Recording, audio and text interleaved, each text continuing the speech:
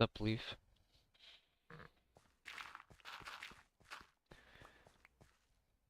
I finally got a block analysis of the world. What's up, Tim? So I finally have an accurate number of the amount of blocks I'm mining in this world. Except for like one number. I don't know why the sponge count is so high, but I mean, whatever, I guess.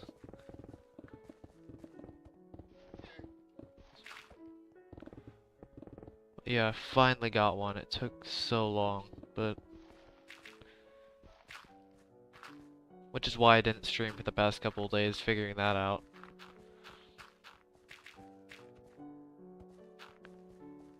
And the numbers are kind of insane. Absolutely absurd. Well, to the point. Like, I mean, it's slightly reduced because it's not the exact number of blocks, but it's the closest I will ever get. Let me tell you that much.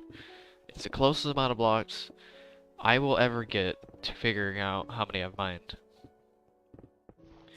And it was slightly complicated to do that, let me tell you.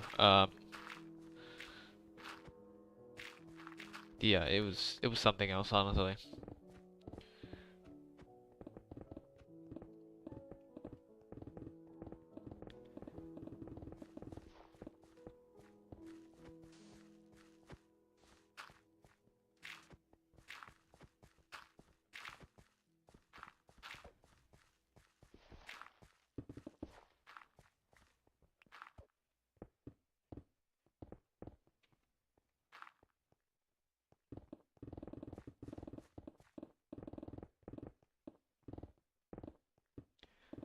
Did you know there's actually more gravel in this world than sand? That was kind of mind-blowing. Not gonna lie, I can't deny the fact that that was quite mind-blowing to actually know.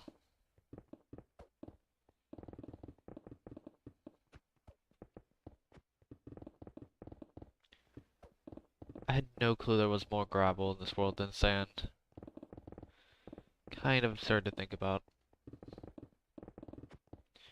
I think people would also be shocked at how much gravel there actually is in this world as well.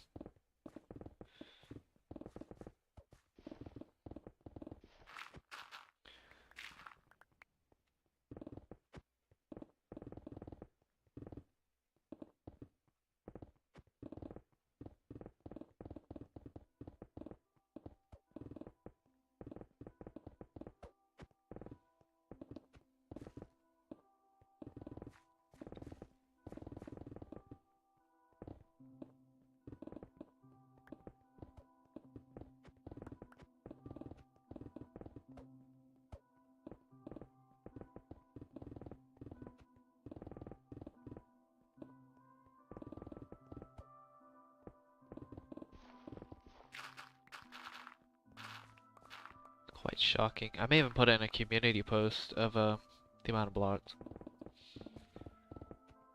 It's not as... There aren't as many stone blocks as people might think either. I mean, to be fair, most of that is taken up by granite, andesite, and diorite, but... Or a good amount of it is. A little over a third of the... Or a little over a tenth of the blocks are diorite, andesite, and granite. 4.5 million to be almost exact. Pretty close to it. I think it's 4.6 million, but...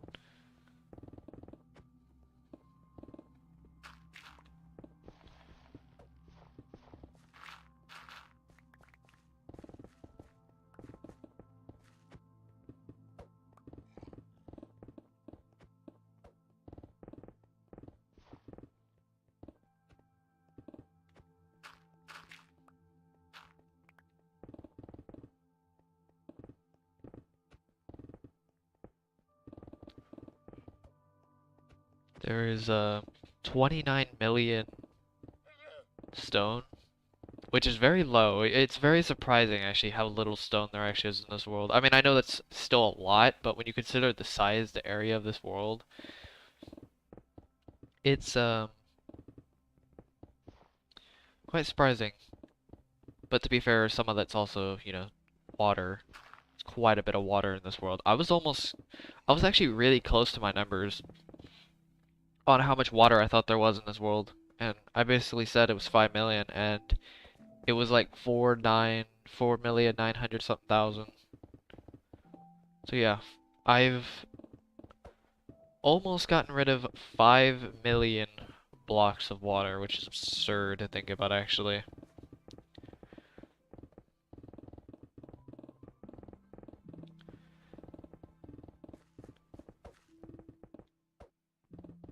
There's over 300,000 blocks of lava, which is also kind of crazy. There might actually be just as much lava in this world than there is in the Nether. Actually, I need to do that. I need to do a block analysis of the Nether. That'd actually be very useful, especially the lava. Specifically the lava.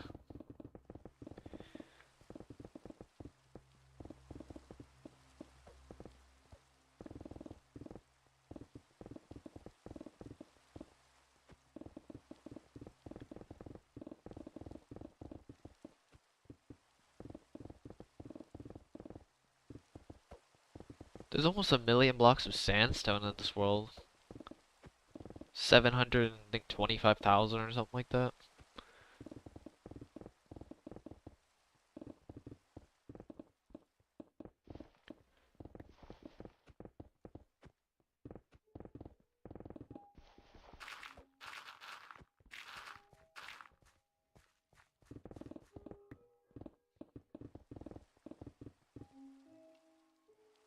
What else is there? 5,000. There's 5,000 obsidian,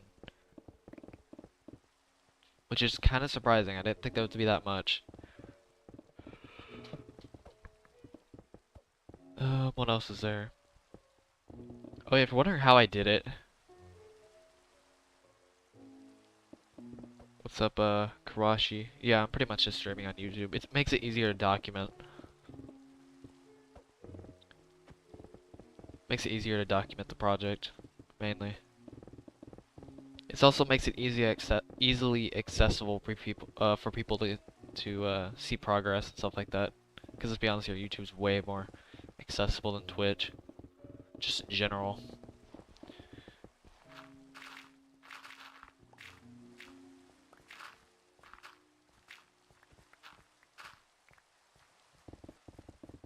What else is there? Oh yeah, there's I forgot to mention the amount of gravel. There's about 1 million blocks of gravel in this world, and there's like 970 something thousand pieces of sand. So yeah, that's a thing, apparently. What else is there? It's also, I think it's like 8,900 blocks of diamond, or, diamond ore. Somewhere around there. Not really. Progress is pretty enjoyable. I'd say you usually don't get bored. I usually find things to do for this project anyway. Or, what I mean by that is I find other things outside of the project to do for this channel. The channel is actually a pretty nice influence, to do the project.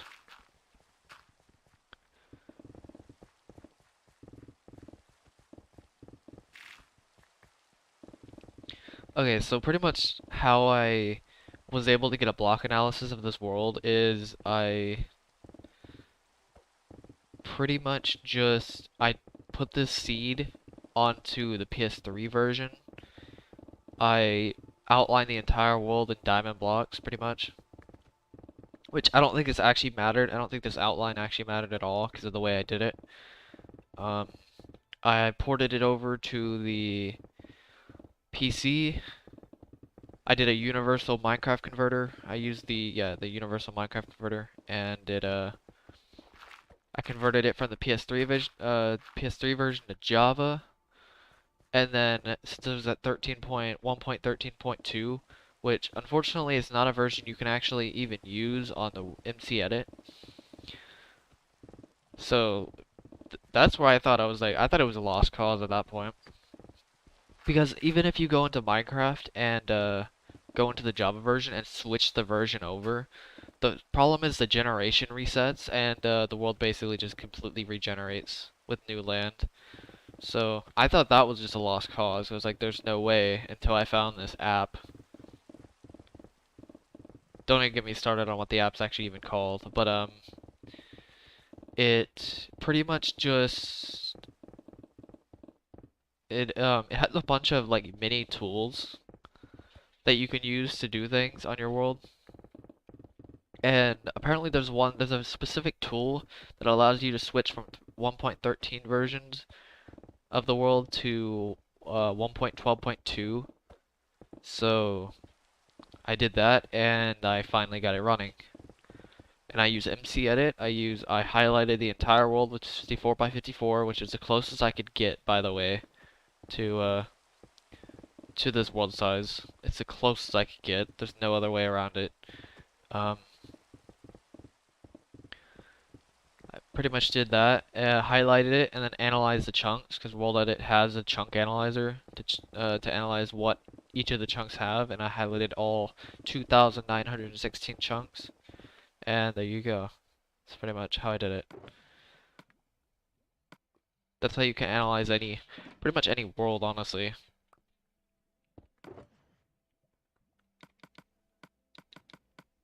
You can actually yeah, you can analyze any world if you wanted to do it that way. It's pretty cool.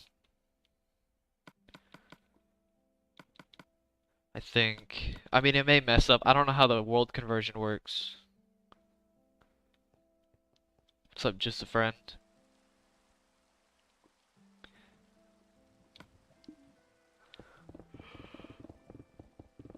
I don't know how the world conversion works with other worlds. Like with higher up worlds with the blocks. I guess you can create a copy and do that if you wanted to. Just create a copy of the world.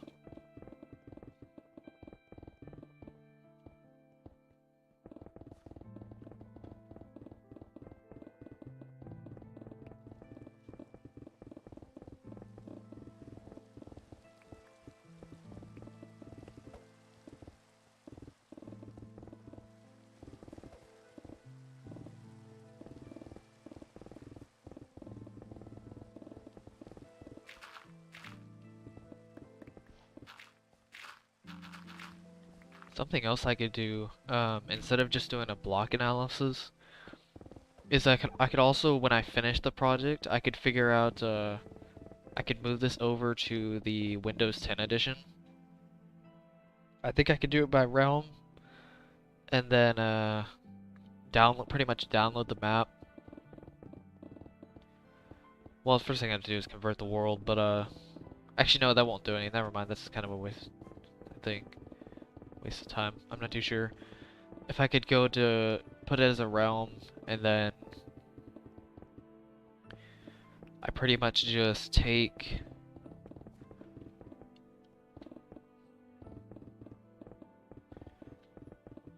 that world to convert it to,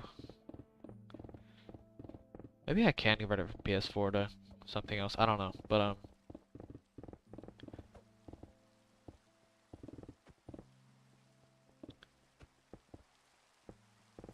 PS4 version. I don't think it's actually possible, but go for Windows 10. Put it inside of the, yeah, convert the world, then convert it to Java Edition. Then convert the Java Edition, or, yeah, convert it in, or put it into the world edit, and then highlight the amount of area for my world, which is 54 by 54, which is as close as I can possibly get.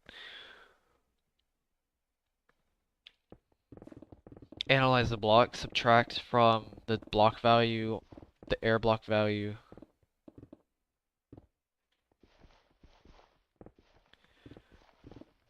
Nah, I don't use TNT. It kind of ruins, I mean, TNT on its own is kind of slow. Even TNT machines, it kind of ruins, like, the integrity of the, origins of this project, which is, it really just wouldn't be the same project, honestly.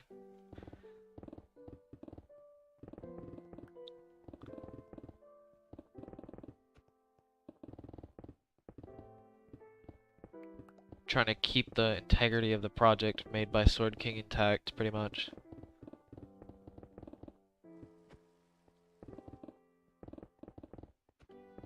Because it just wouldn't be the same project. I mean, would you compare using a TNT duping machine and using pickaxes, especially when because it's like I'm going off of the original project. It's not like this isn't like a completely new project. This has actually been, or this has been tried twice at least by two groups of people, Sword King and his friends, and then one other group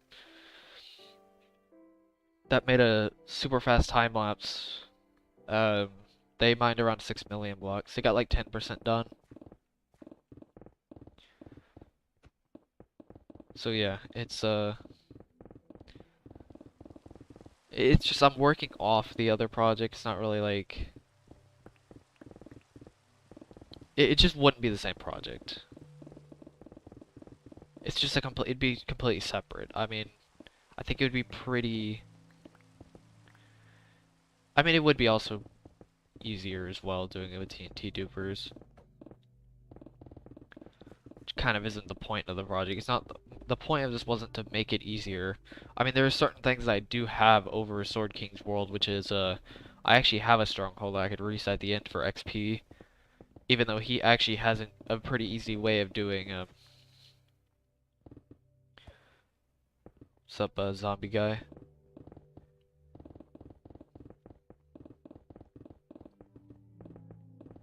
He could just, for some reason he's very stubborn when it comes to his blaze farm that he uses.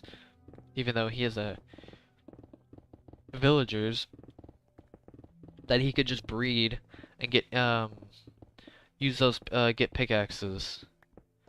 Make a farm, get pickaxes, or he could just make a zero-tick sugarcane farm and then just get tons of paper. And then use those paper for emeralds.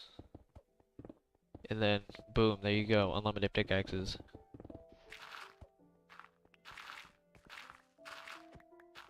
I mean, you would need the XP for the pickaxes, but that doesn't take nearly as long as compared to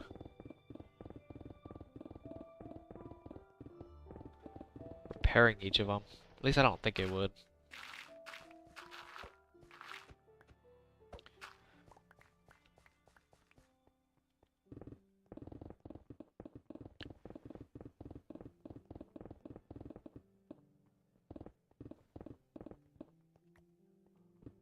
The horse is still there. I tried horse mining. It didn't work. Because the problem is, sure, it can go fast going forward, but the problem is that it doesn't work that well because of trying to reverse going back and forth like this.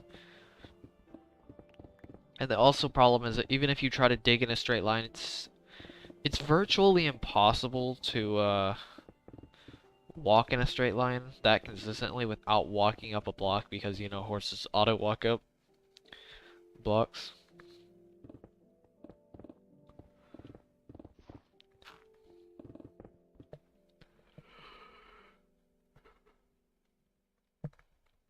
I don't know, it's way too much of a hassle. I even tried 2 layers and that still didn't really work, to be honest. Because you still can't reverse quick. It's like, I mean, sure, yeah, you can go really fast going forward, but when you go backwards, it's just so slow.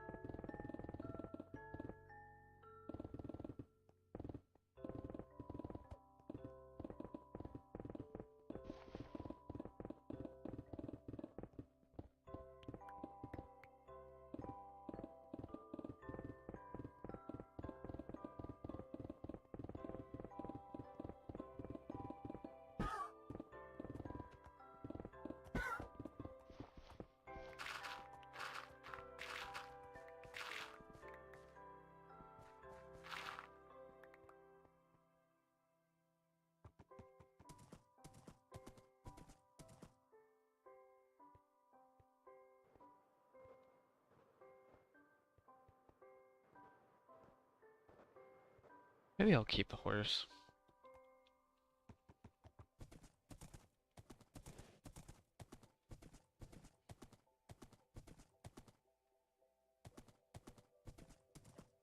I think it's literally the last horse in this world, so I might as well keep it.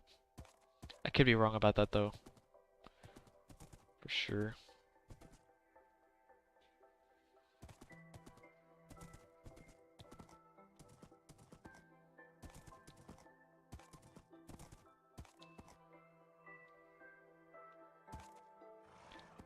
Too bad this horse is garbage.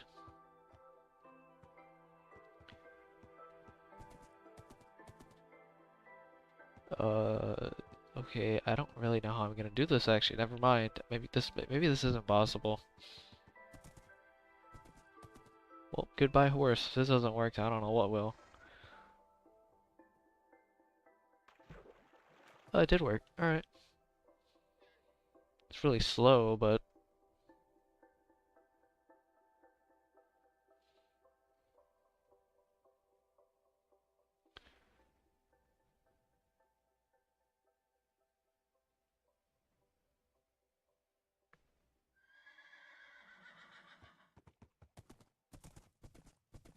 seriously though, I'm pretty sure I could do bunny hopping faster.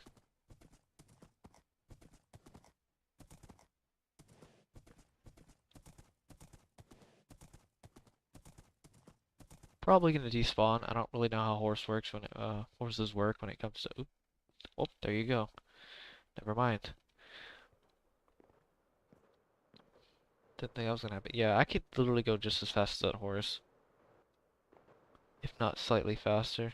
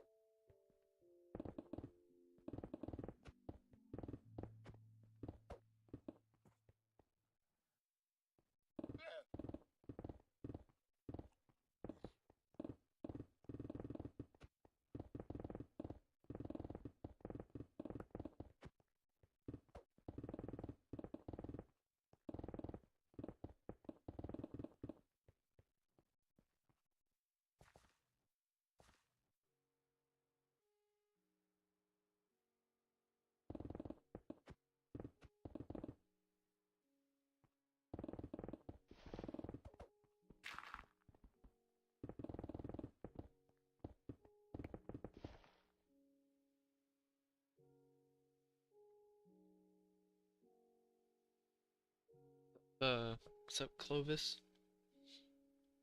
I'm almost done as well, if you're wondering. Getting there. One more section after this.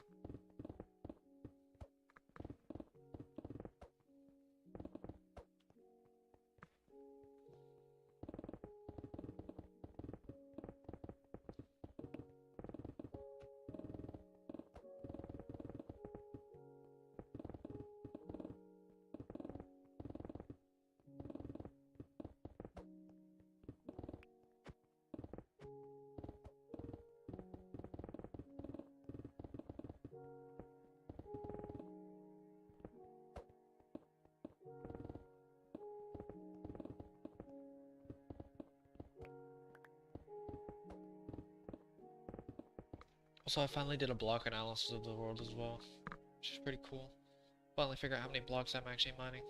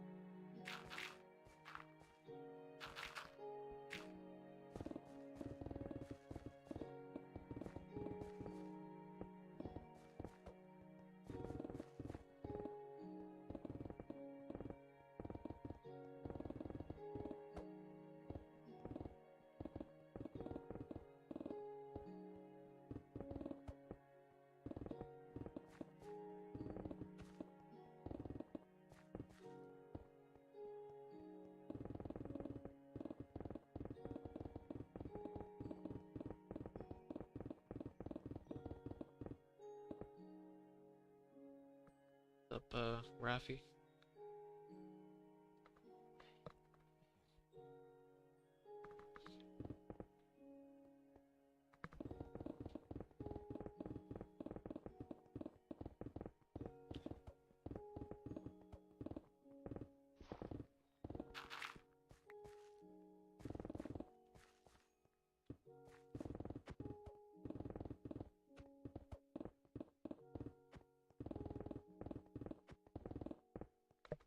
But yeah, Raffi, did you know,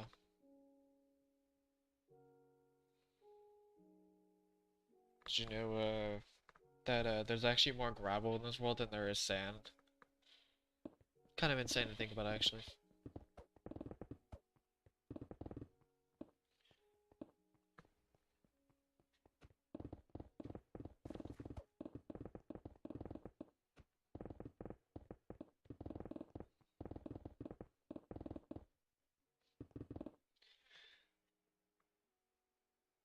I only know that because I finally did a block analysis, or a chunk analysis of the world, I guess, better way of saying it.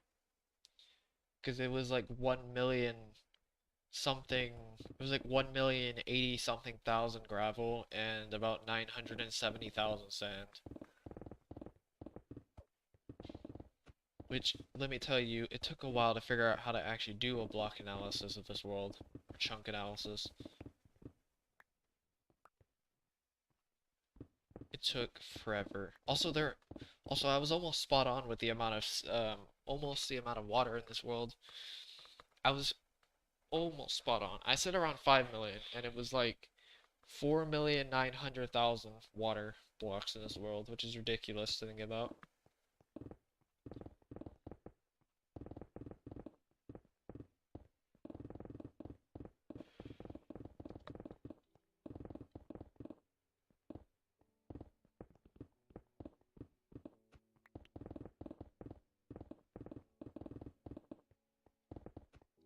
If you're wondering total amount of blocks I'm mining, it's around 45 million. 45 million blocks. 2 million of those blocks is bedrock. So yeah, I'm not doing any bedrock glitches. Also, that would be annoying. I mean, think about how annoying that would be if I got rid of the bedrock.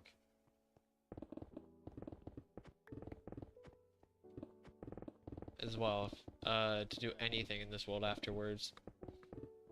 I don't think people really realize, the consequences when it comes to getting rid of some of this stuff. But yeah, it's around 45 million blocks, including water. It's actually only like 40 million blocks total of mineable blocks, and like 36 million of like actually mining with pickaxes.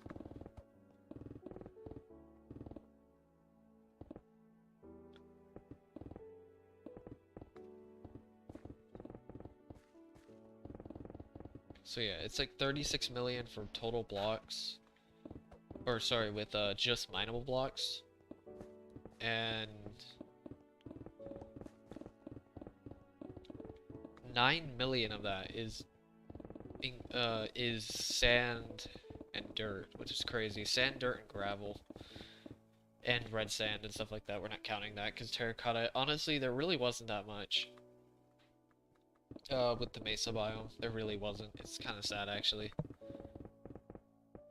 Seeing the numbers.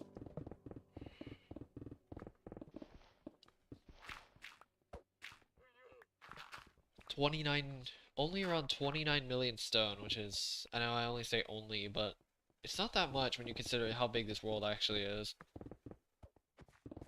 29 million stone, 1.5 million evenly distributed, pretty much, andesite, granite, and diorite. 1.5 million dirt, so I have most of the dirt in the world, because I already have over 1 million dirt, so at least 1 million. Actually, don't know how much I have now. So yeah, I almost have all the dirt in the world. Apparently I've really been diligent when it comes to keeping the dirt.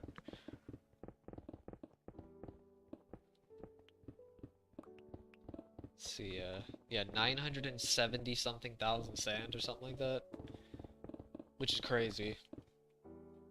I'm gonna do a block analysis of the Nether next, just to see what I'm getting myself into, I guess.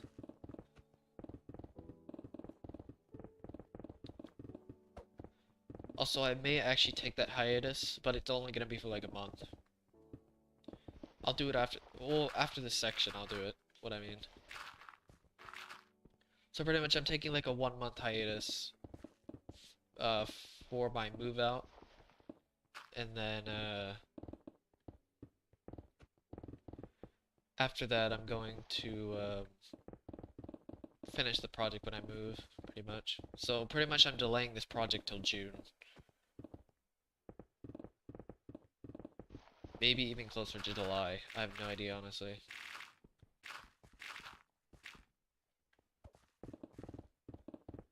Depending on how long this actually takes.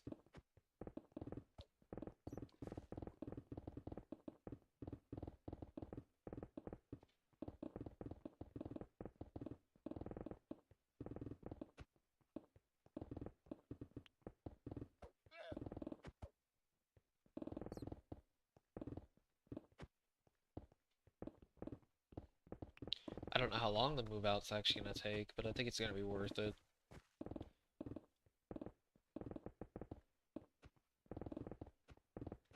To take the hiatus. Maybe.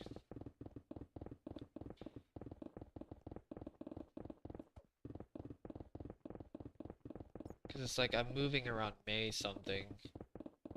Probably.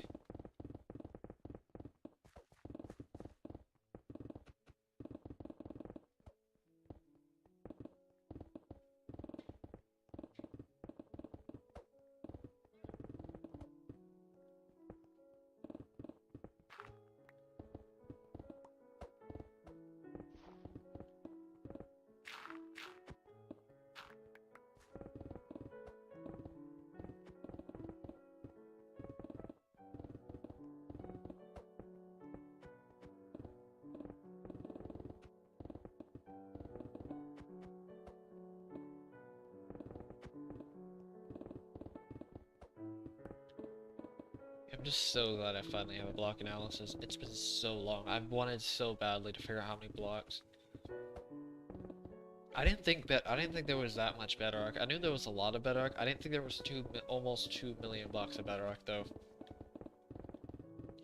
Also, yeah, this project is almost exactly.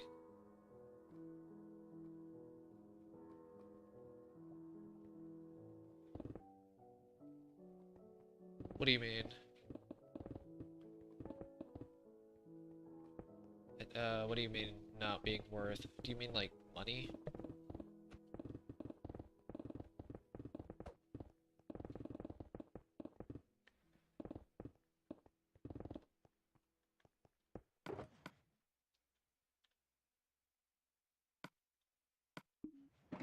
Money-wise? Okay, kinda just depends on your budget. I would say if, unless you're like, maybe like half your money. It really just depends on what you're doing and like your living circumstances, but I'd say if it's like more than like 2/3 of your money savings, 2/3 of your savings, I would say no.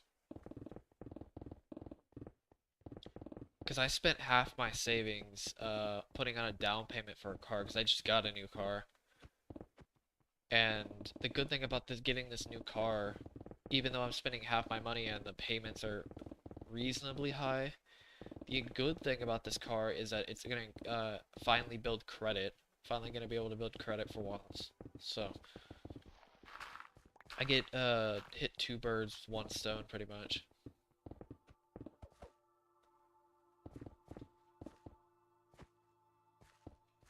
What's up, Radical? But yeah, that's what I would say is like if you're spending more than like two, I'd say even more than half of your thing. I could maybe say a little bit less than half. I don't really know. I spend around half, a little less than half, just to have like a cushion. It just does it does depend on your like future living circumstances. It just depends on how much like you're willing to go for.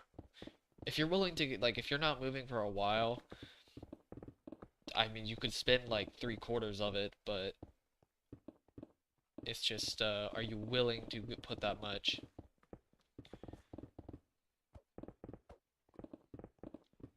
Yeah, finally gotta. It's gonna be useful though, especially at there, and considering where I'm living, it every everything's gonna be fairly close, so mileage is gonna this car should last a while, quite some time.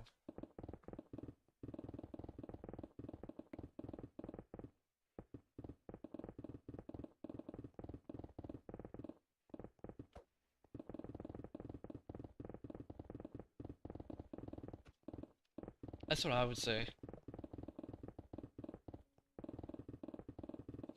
And the only way I was actually able to get a car loan, even though I have no credit, was because of having trust with the bank, like high levels of trust. Because they pretty much just saw, okay, I have a very high amount in my bank account, or like I save high amount consistently. Thank God for all that saving that I do. Um,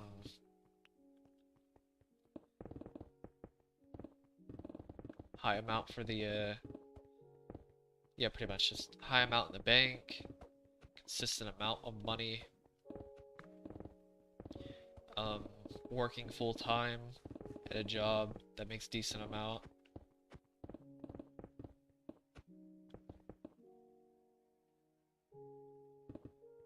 Oh yeah, it's high over here too. It's like I think it jumped one time from like 3.50 to $4 at one point in like a day, which was ridiculous. Like that was something I didn't think is really gonna be possible. I think it's at around $4 in certain areas, which is insane. Thank God I got a car that is very, very fuel efficient. Just in the nick of time, honestly. Like this thing gets like 36 combined MPG, which is absurd considering I think my last car only got like 30. Maybe even less. I think it got like 28 combined.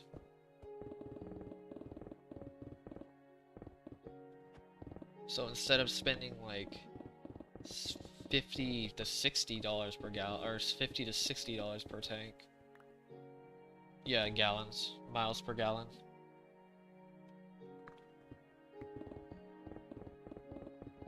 I forgot you use kilometers for some reason. I completely missed that point for some reason. But I think it's because I talked to everybody else here, miles per gallon. But at least I know that kilometers is like 1.6 times 1 mile. So like at 36 miles per gallon is, what is that like?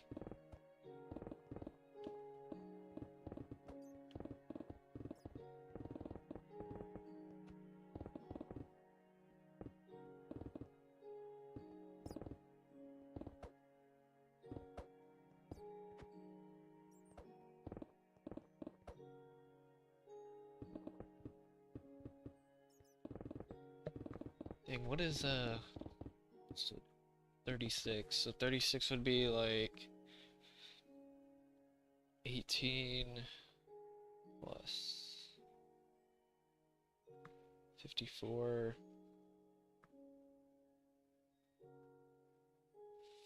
57.6, I think. I think 36 miles per gallon is like 57.6 kilometers per gallon or something like that.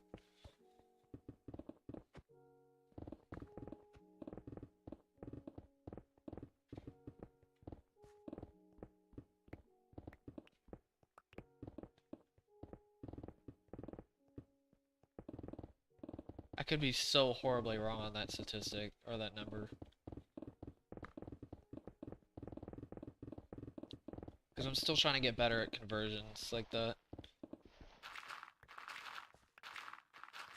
Because I'm trying to do it in my head, which is pretty much just take, pretty much how I do it is I take, for example, if I take, taking kilometers, or taking miles, for example, 100 miles, divide it in half, so 50, add it to the original amount, which is 150, take the original amount, 10% of the original amount, which is 10, so it's 160. I mean, that's an easy conversion because it's literally just 1.6 times, but it gets more complicated.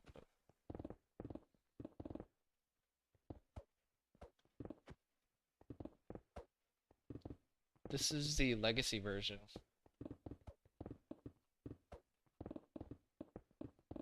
Yeah, it's PS4 Legacy.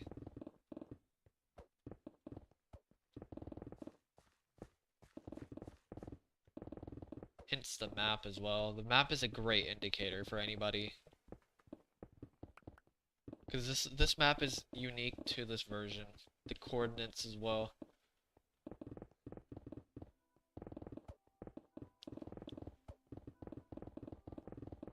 The coordinates on the map are pretty unique to it. It's really sad they didn't bring this to newer versions. The Bedrock version, this type of map.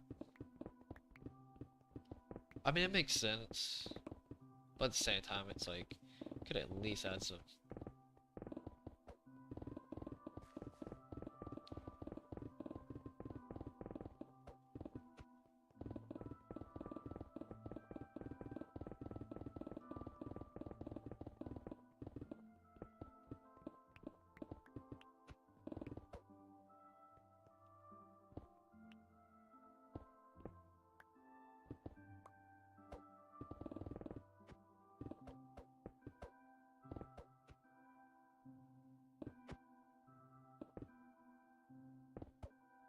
Yeah, I couldn't even imagine spending $10 for 1 gallon. Even for me, that's like $80. And my car is extremely fuel efficient.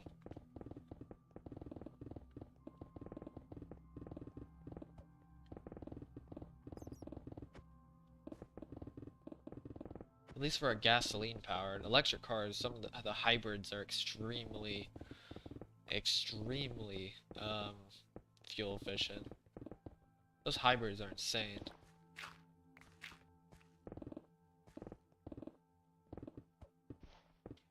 Like, they put my car to shame. Even the SUVs put my car to shame.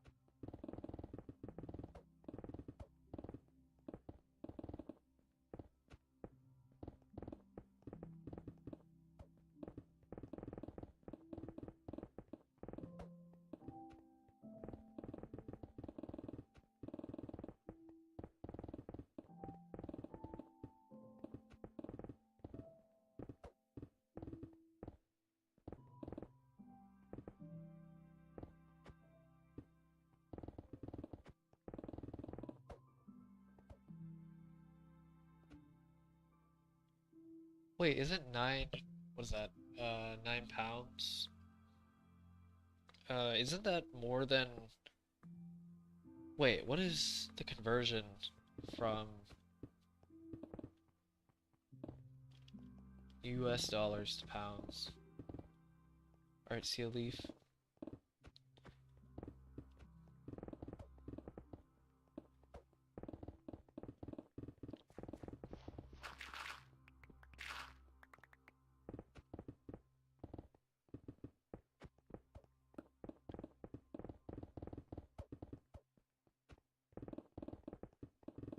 Or pounds to US dollars, whichever one.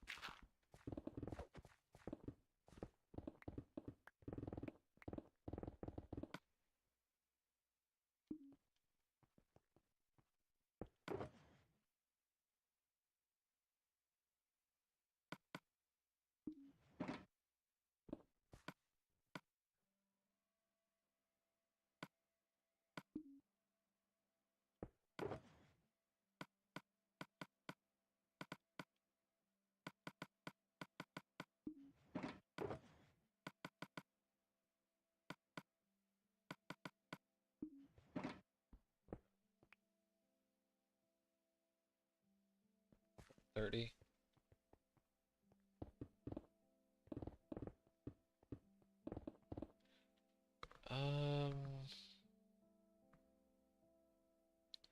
When did the reverse? What's the reverse?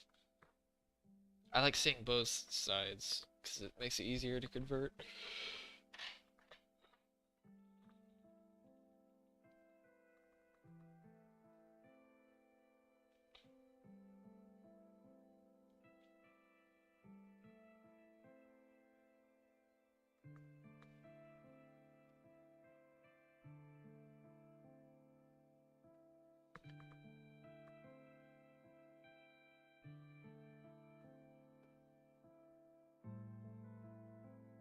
Point. Oh God, no! It's gonna be.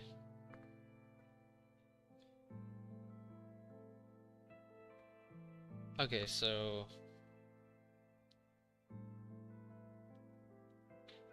0.77. What are these conversions? I can't even like think about how to multiply that.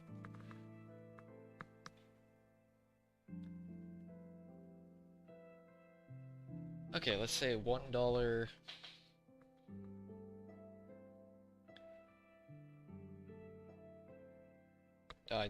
God. Alright, let's do $2. That's 144.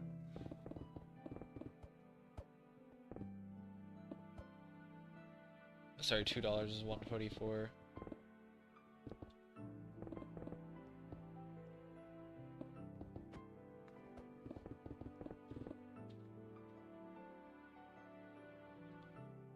So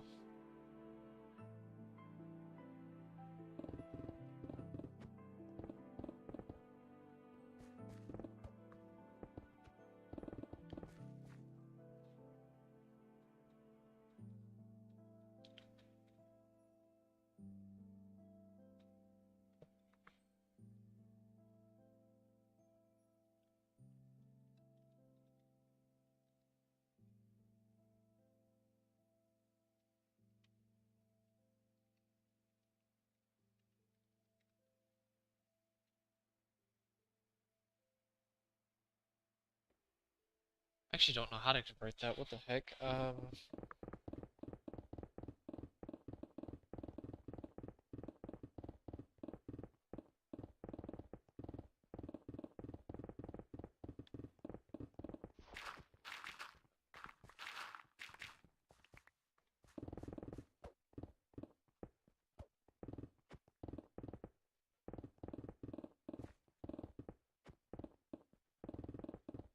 See, like €5. Make it simple. So €5. I'm just trying to like convert generally. I'm trying to figure out a method to convert. So £5, 1.3 times.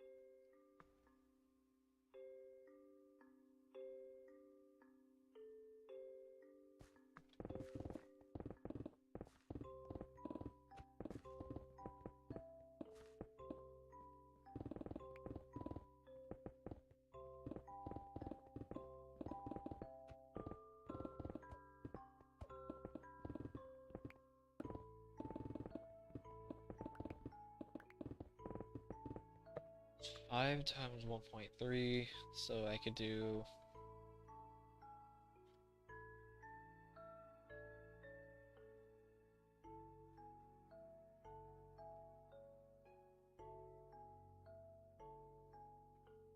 30% increase, which would be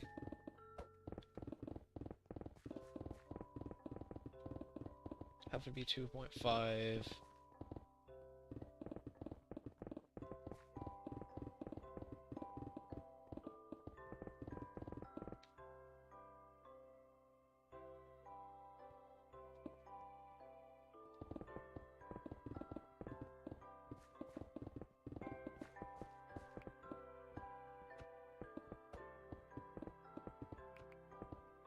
20% would be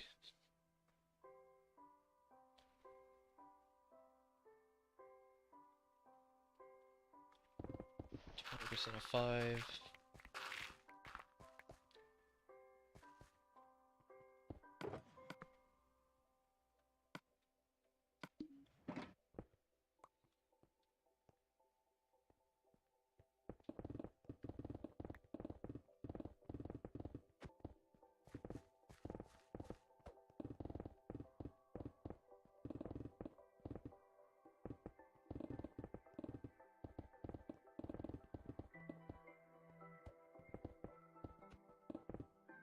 Pretty sure it's just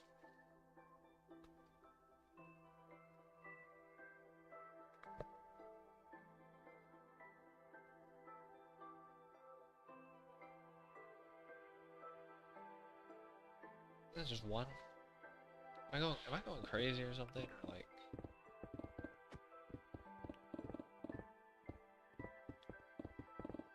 yeah, it's just one. Just 3.5. I think. Wait. Half 50%. That's 1.5. I think. What is it? So I'm pretty much just trying to take subtracting. I'm taking the easiest thing to do, which is half of 5. So I'm basically just trying to converting 5 pounds to dollars, which would be 5 pounds.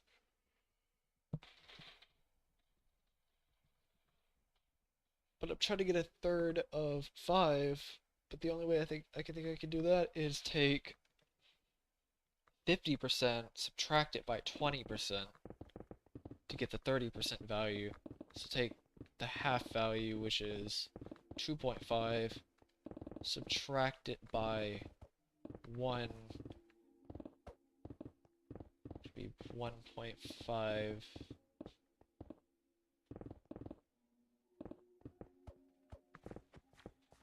Okay. Wait, is it 6.6? That'd be funny if it was 6.66, but I don't think it is. I think it's...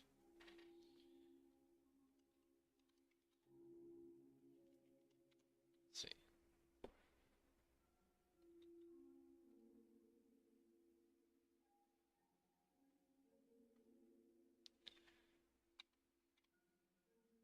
It is 6.5. It's 6.52. Alright. Interesting. Don't know where the 2 comes from, but whatever.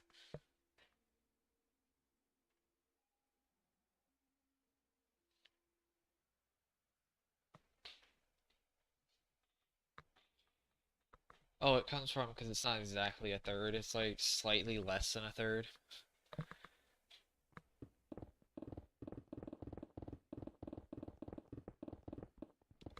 Honestly, I think I'm just gonna estimate. I don't think I could do that odd conversion. 3%. I don't know if I could do that extra 3%.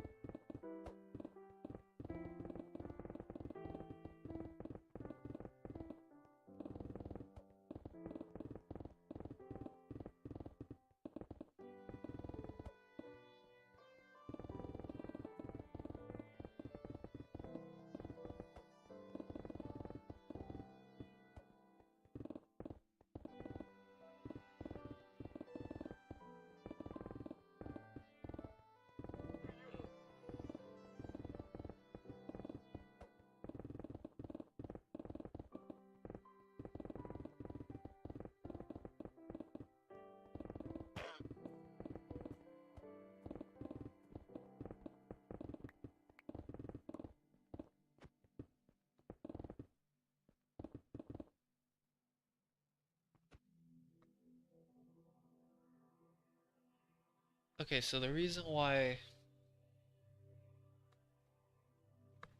I calculated with a third of 5 is because I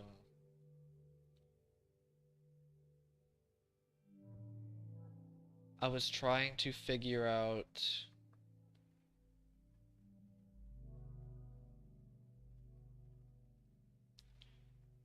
because it's £1 to $1.30. So it's £5 to whatever the amount is for $1. So it's a point 0.3 it's a 30% multiplier pretty much on uh pound. So take £1 and multiply it by 0.30 and that's how many you get for dollars.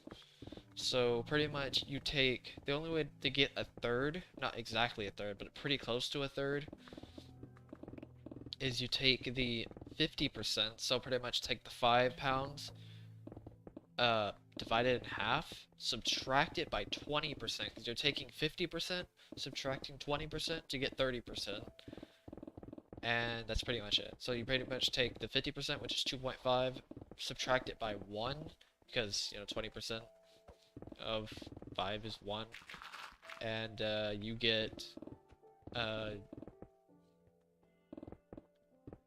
1.5, and then you add on the 1.5 to the 5, the original value, which is 6.5. That's pretty much it.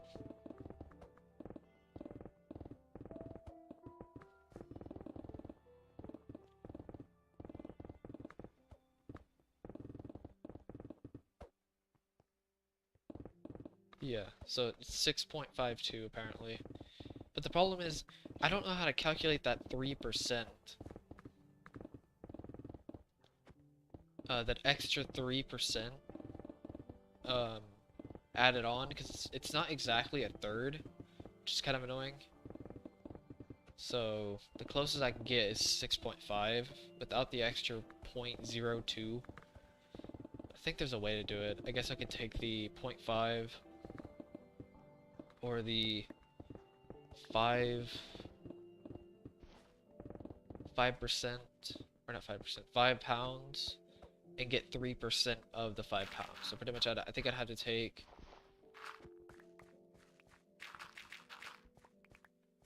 5%, which is 0.25,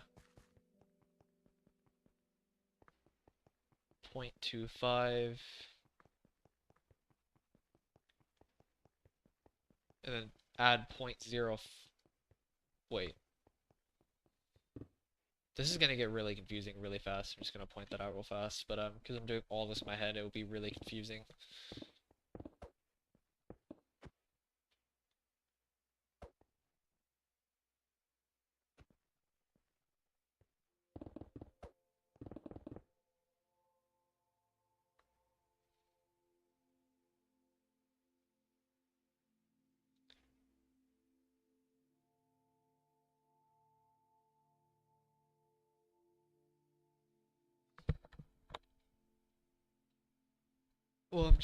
Well, I mean, I just did a simple calculation. There are probably easier ways.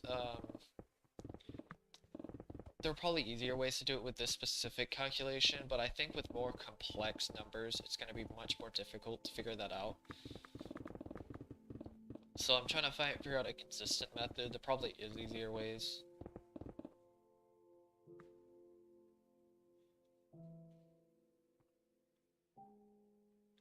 I think. Wait, so it's 6. So you're saying 5 times 3, which is 15, and then add the decimal point? Yeah, that makes sense. And then you add it onto the original 5.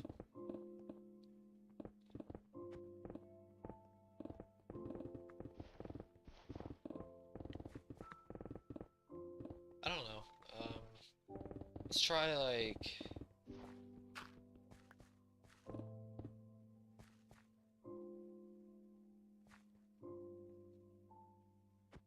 Try something more complex. Definitely check up on this one, but like correct me if I'm wrong, like use the conversion. But I'm gonna try something crazy. I'm gonna try like 7.5, for example, since that's something.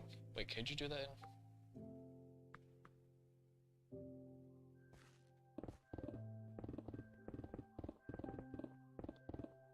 That may also work actually. Wait, 7.5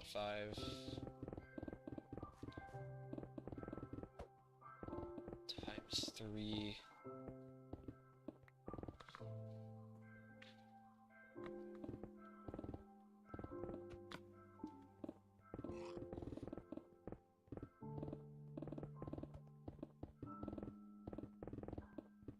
Is that 22.5? 22.5.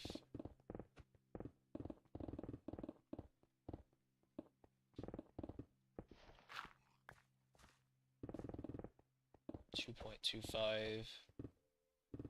What's up, VIP Princess? 2.25. Add on to that 9.75, I think. So it's roughly 9.75.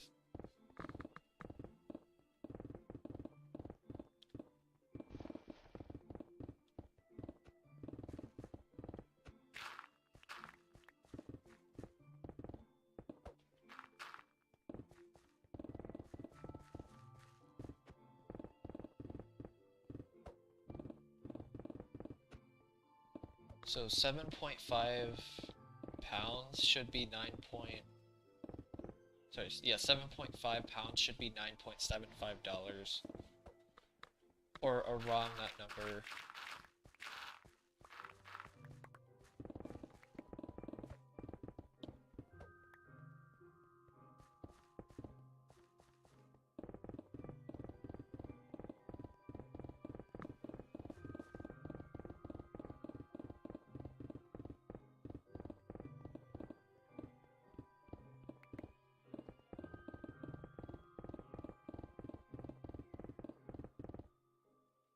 Wait, 225.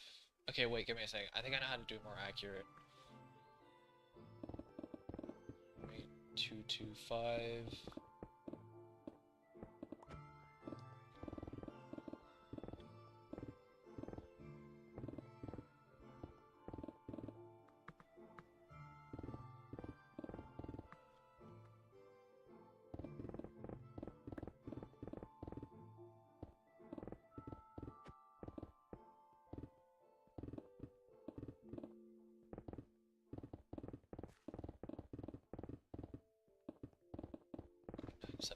Okay, I think the amount should be...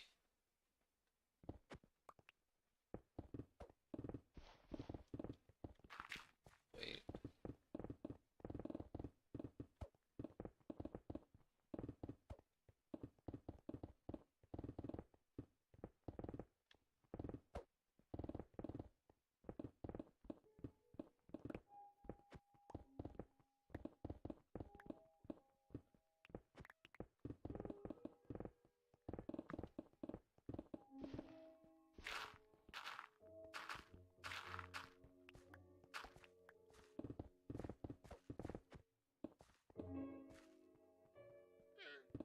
My brain is like actually breaking trying to add these two numbers together.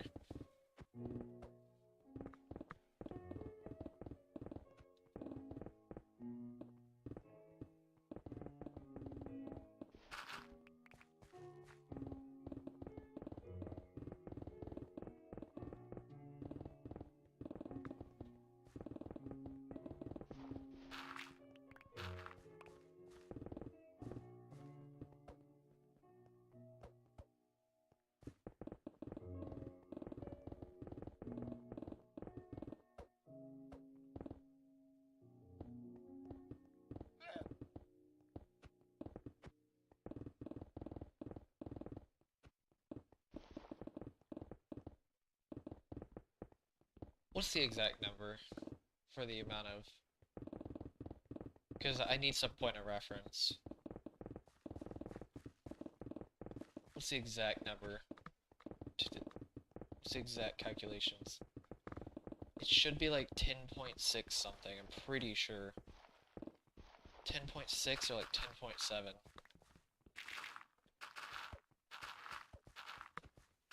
I could be so wrong about this, like, entirely. Unless it's some crazy number. It might actually be closer to like 9 point. I could be so wrong about this, but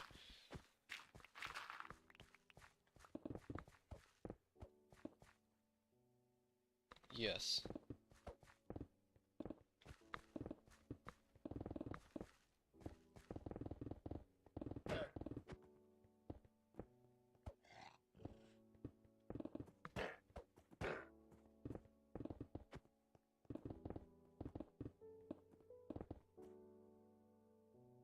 Is it exactly 9.75?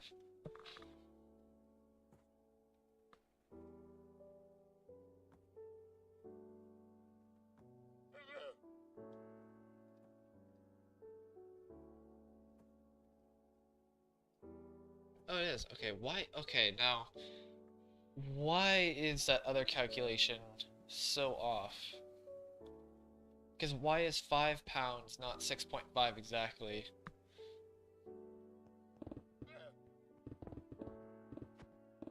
Yeah, why isn't 5 pounds $6.5? Why is it like 6.52 or something like that?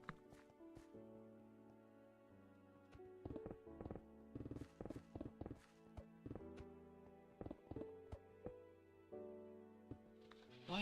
That doesn't make any sense. So go to...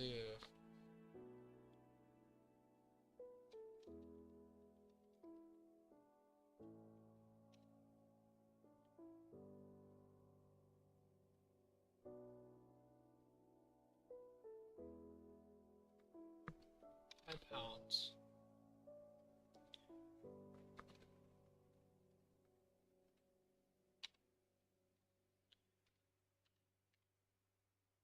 Okay, yeah, there's something I'm missing here. These calculations are probably slightly off.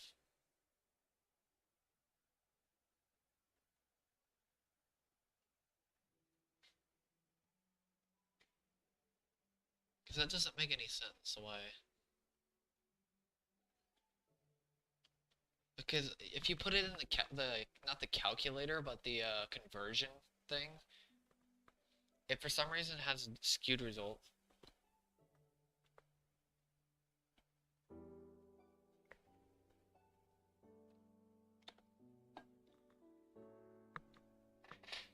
Also, wait, I was gonna show you something real fast. Let me see if I can put it in chat. If I can find it.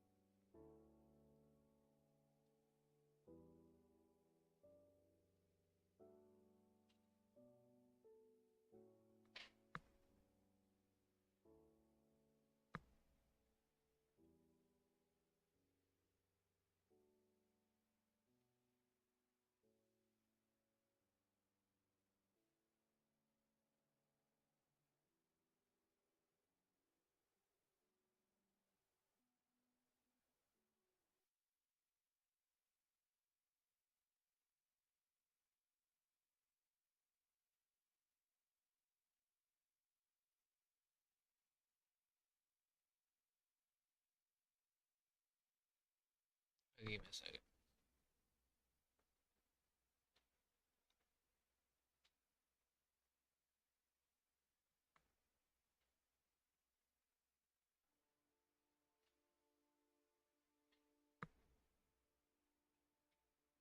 There it is. Okay.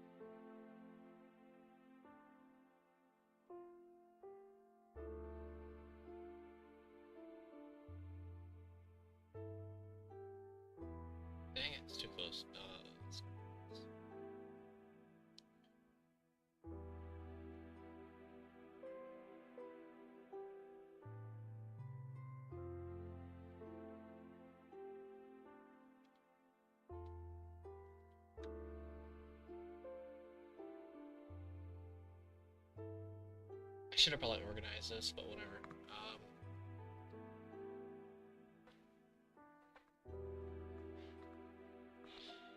Hopefully you can read that better.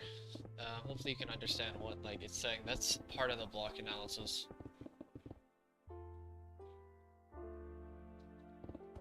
The first number is the amount. The second is the block itself with the block ID.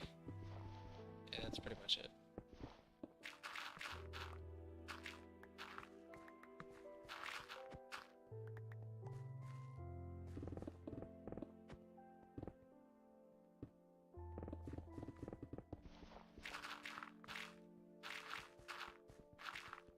There's still more than that, but that's like the stone variants, including the bedrock and stuff like that. No, that isn't including the ores though either. Kinda take that with a grain of salt, because of that's also slightly further out in blocks. It's only like a couple blocks, it's like 3 or 4 blocks outward, but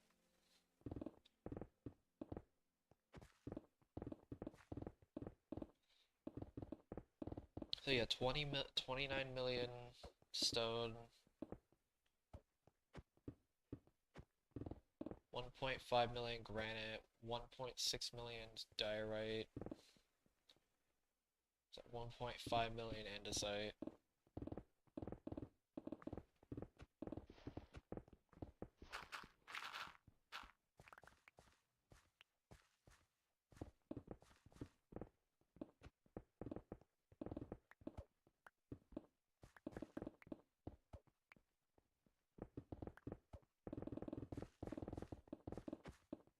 Also, everything is down to layer 49 now. Everything is completely down to it. So now all we have left is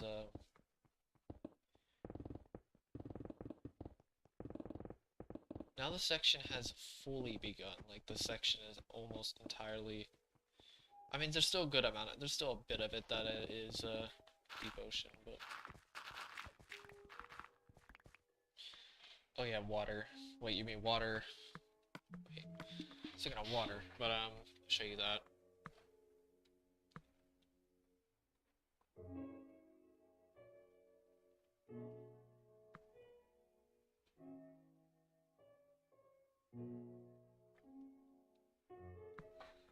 Where is it? Right here.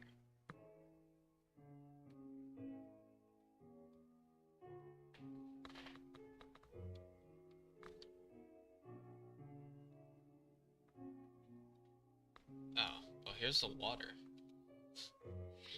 That's how much water is in this world, or roughly. I mean, there's still like, this is how many source blocks of water there is.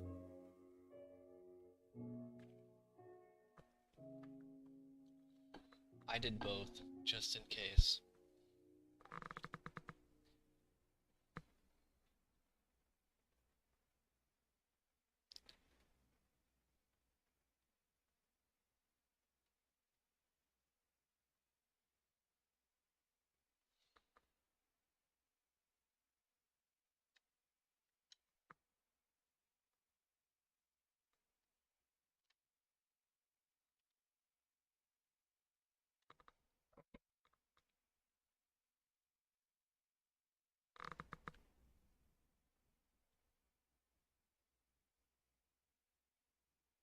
You know, for some reason it says I have over 300 wet sponges in this world, which I don't know how. Well, not this world, but like the seed, like the original part of the world. I don't know how it says I have over oh jeez, 300 sponges. I don't know where those extra sponges are, but that sounds kind of nice.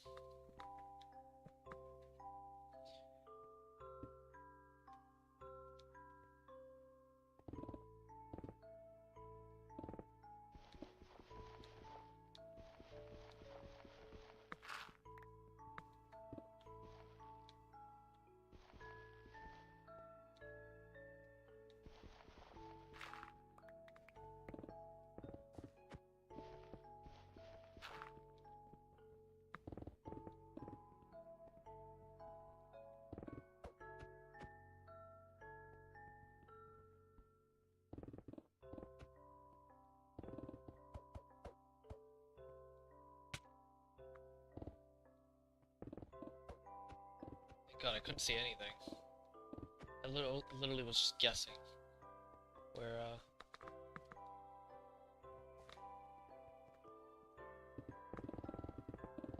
what I was hitting.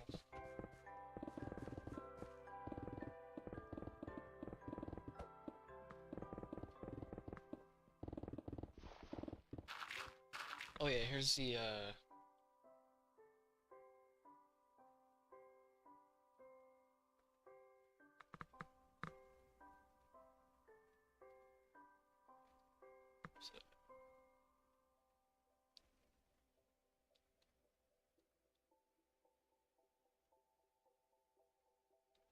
some more.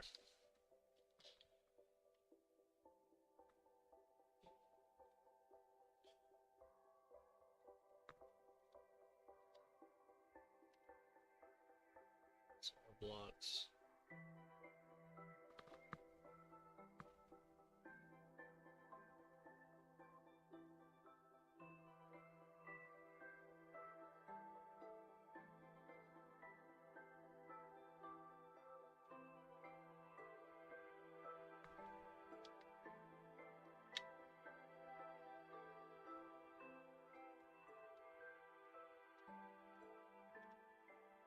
For some reason diamond ore is like way too low. I don't know why it's like its block ID is so low.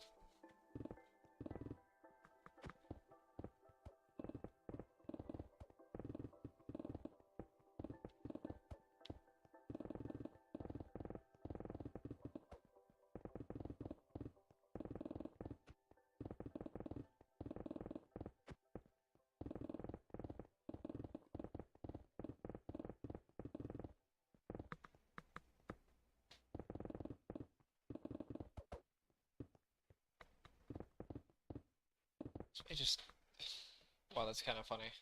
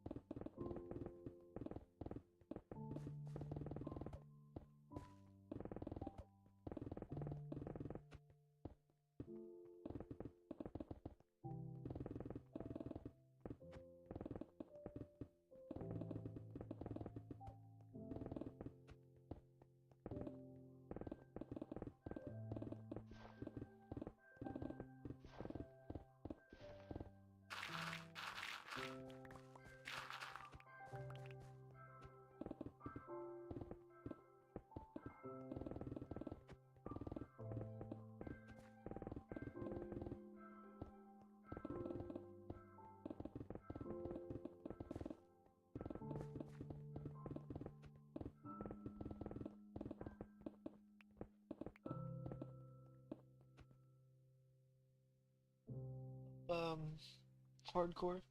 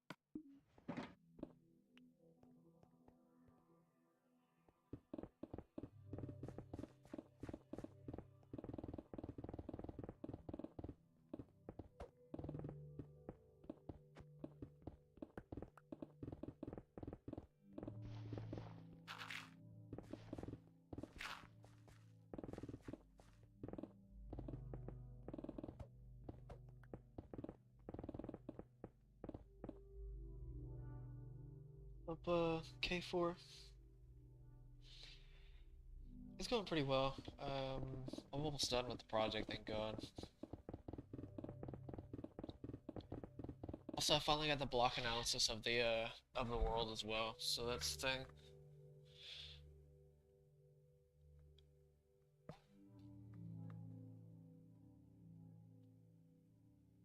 Or at least as close as I can get to a block analysis. That is. But yeah, one more section after this.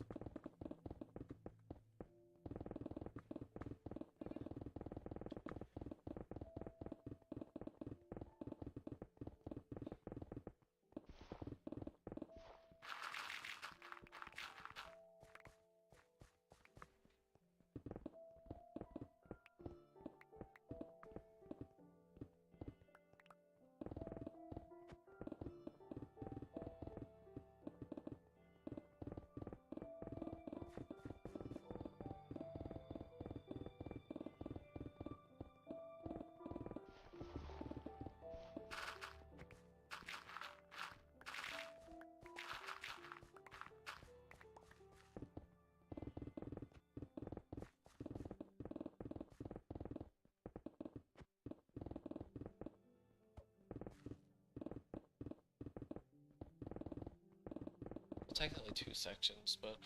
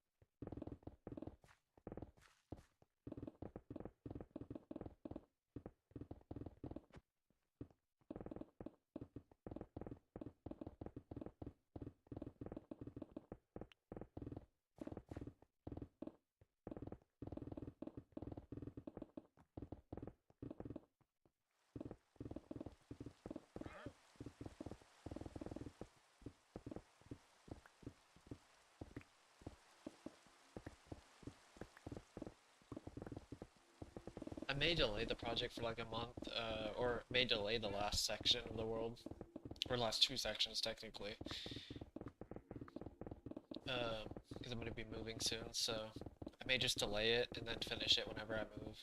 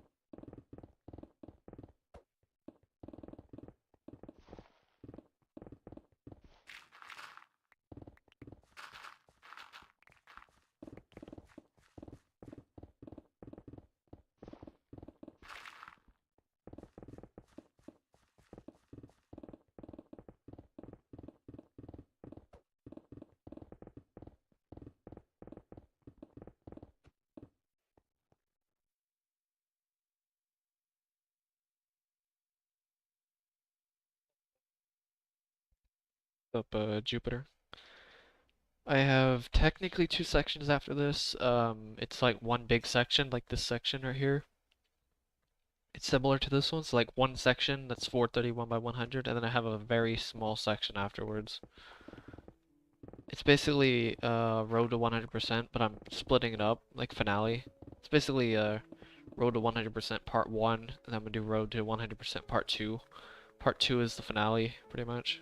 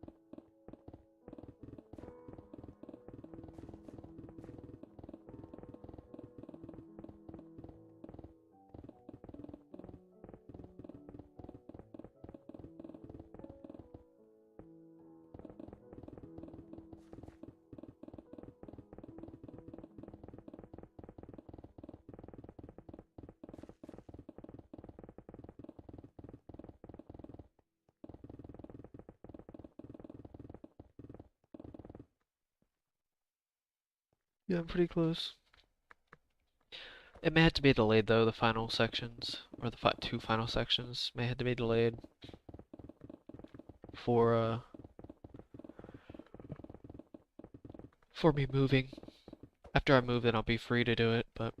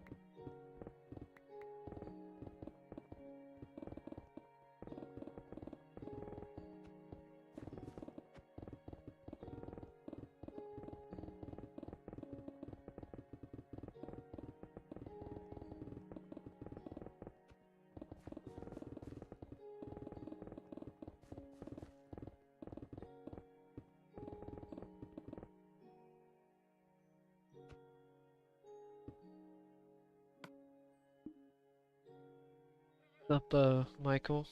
It's actually quite surprising how durable these consoles are.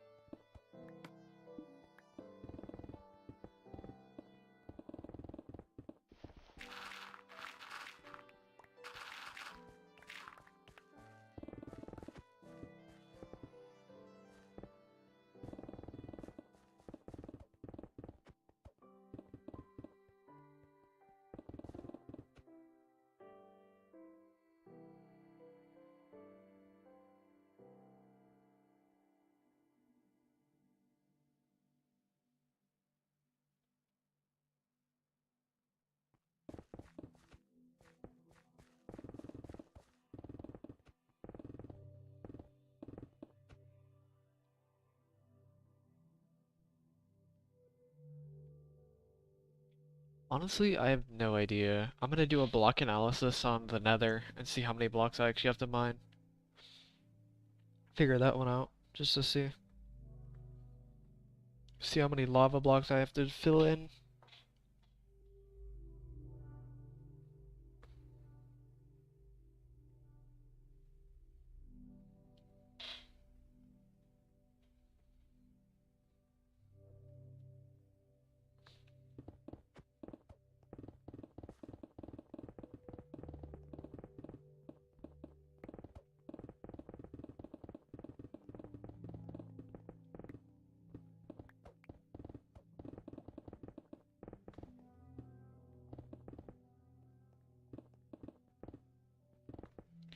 I think I did the calculations. It should be around 400,000 blocks of lava, or roughly around that much. Because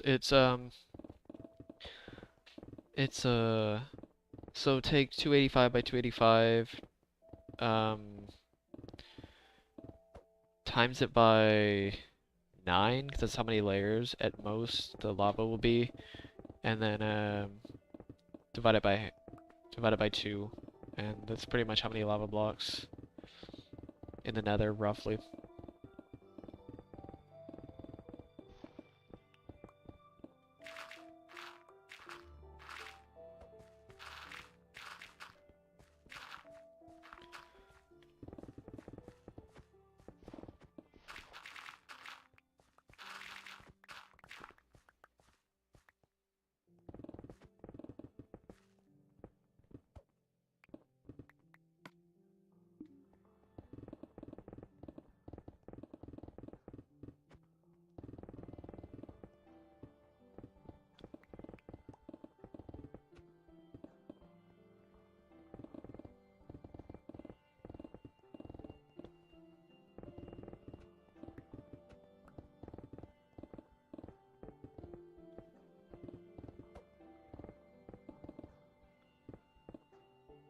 Okay, so I have a pretty interesting game plan actually.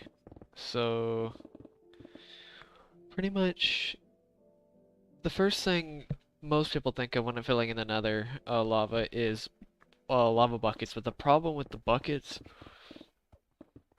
is that you can't really reach the bottom layers that well. I don't think you really can. But another thing I could do is I could use sand, but there's a very interesting method I thought about using. I couldn't really think of a best method to get rid of the lava, but this is probably the best I've thought of at least. Was place a piece of stone or something like that, and place sand above it, and then break the stone, and then let the sand fall. So so I don't have to wait for each block of sand to fall just to place another one. Something like that.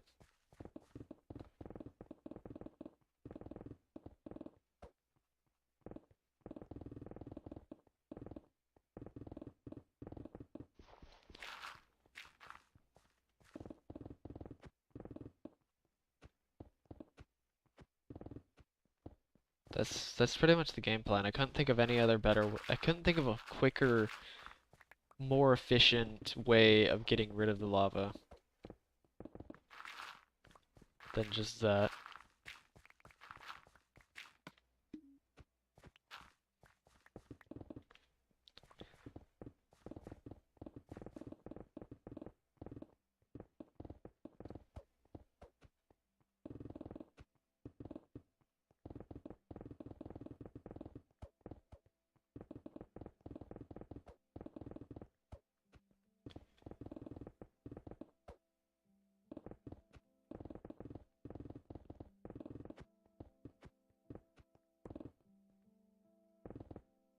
Like I just couldn't think of any because it's like I could just fill everything with stone, but I think it's technically would be faster to do all of it at once, to do the all 9 layers. Um, instead.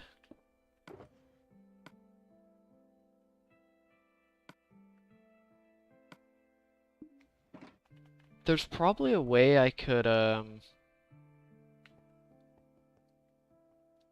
now laying out how the stone will work and stuff like that, that may still take some time. I'm not too sure. I'm not too worried about like the area. It's mainly the volume of lava, and I think that's the best way to get rid of the volume of lava is by placing a stone block and then having all of it fall, having all the sand. It's gonna be interesting though. I don't know anybody who's actually destroyed their nether by hand. I've usually only seen giant chunks of nether getting destroyed by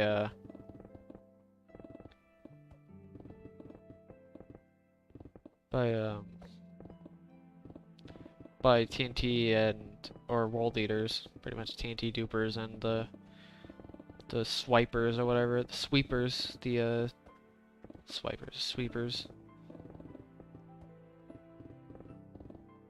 the slime block sweepers or whatever.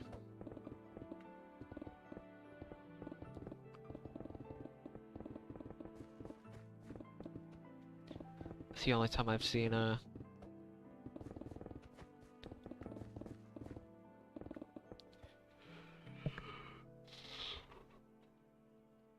get rid of large chunks of their nether.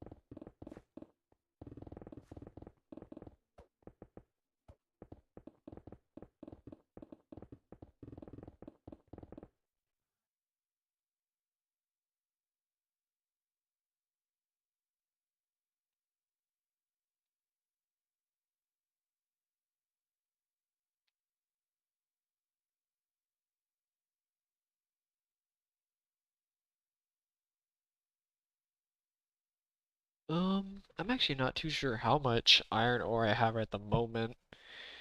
I've mined quite a bit of it, like on my own. Um, I think around 50,000. 50,000, maybe 60,000. It's usually half of coal. Usually half the coal that I have. I think it's like 60, maybe even 70,000 at this point. I have no idea.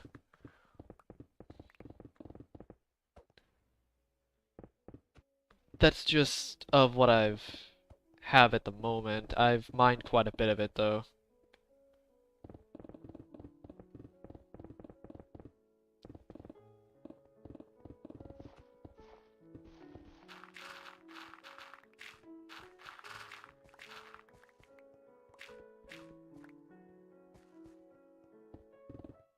Or not mined, smelted. Pretty much what I have is ore, which I will be mining this ore and smelting it at the end of the project, the final part of the project. Like after I finish the project, that'll be the next task, or like big task at least. Um, is mining 50, 60,000 iron. I think over 120,000 coal at least.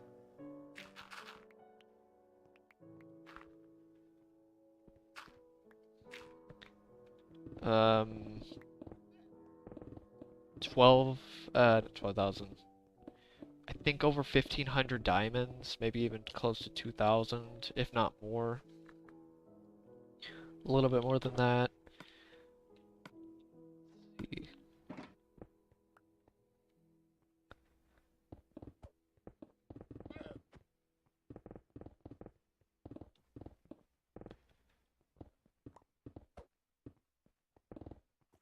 What else is there? Decent amount of gold. Surprisingly, not that much gold. Say like 1,000 lapis. Maybe. I have no idea, honestly. Actually, I think there is more lapis than diamond. Not much, though.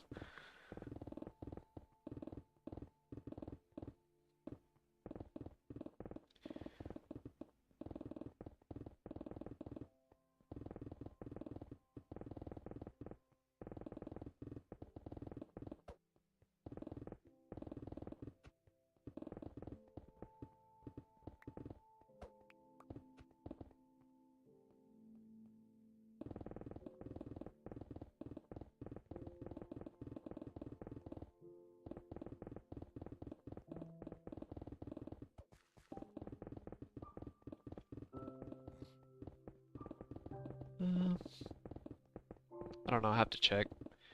It's at least like over 20 double chests of coal. And several double chests of iron.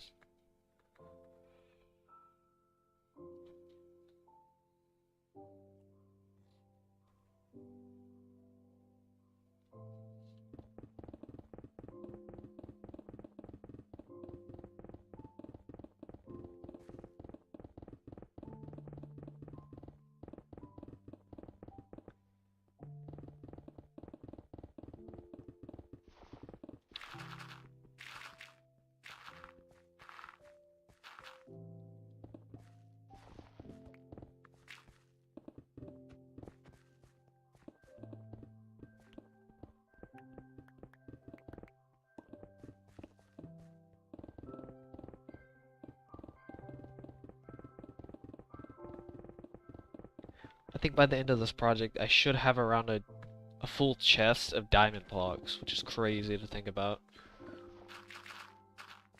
I could make a legitimate house out of diamond blocks. What's up, Uprenix?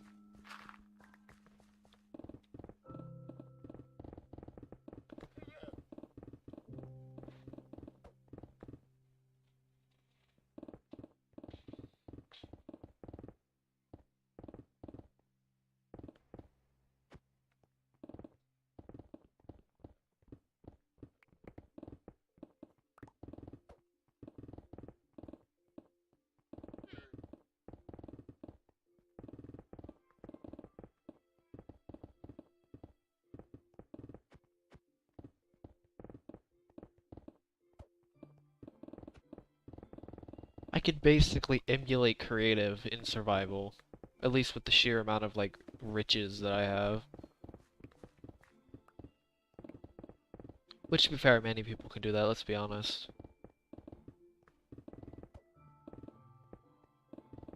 In their server world, so it's not like my resources are super impressive, to be honest with you. It really isn't that. I mean, I guess by hand, yeah. It's insane, but if you just account for just resources on their own, it's not that much, honestly. Maybe the diamond amount, yeah. Maybe that's the only like very impressive thing I'd say. I don't think I'll finish this by April because the thing is, it's taken me longer than I thought it would, doing these sections, doing these last two sections.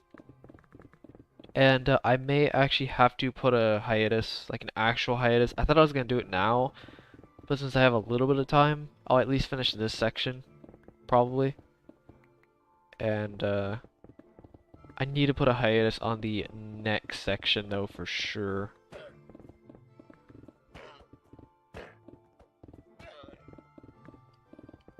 Because I'm gonna be moving in like less than a month from when I finish this section, so I might as well prepare for that, put the extra into that, so I don't, you know, miss anything.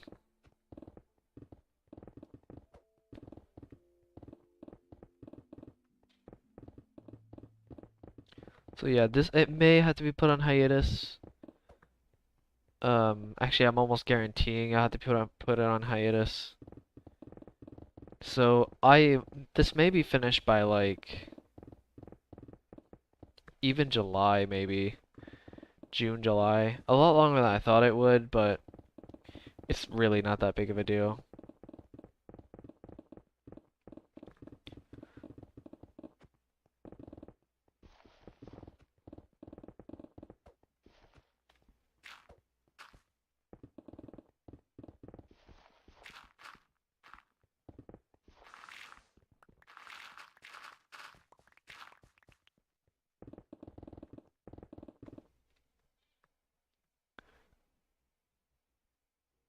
Thank you, Bill, for subscribing. It's much appreciated.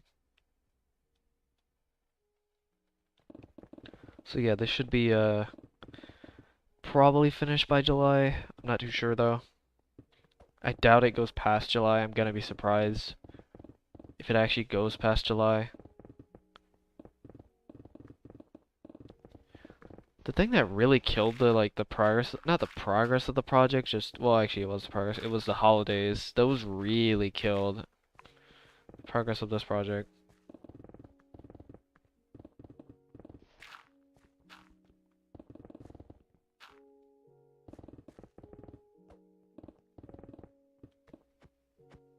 It really killed the project. Or not killed the project, just the progression of it, the speed of the progression.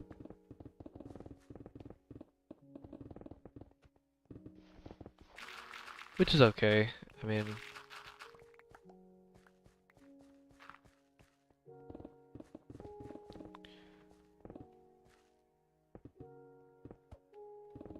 yeah, imagine literally spending several millions of lifetimes even. At least thousands of lifetimes at a minimum.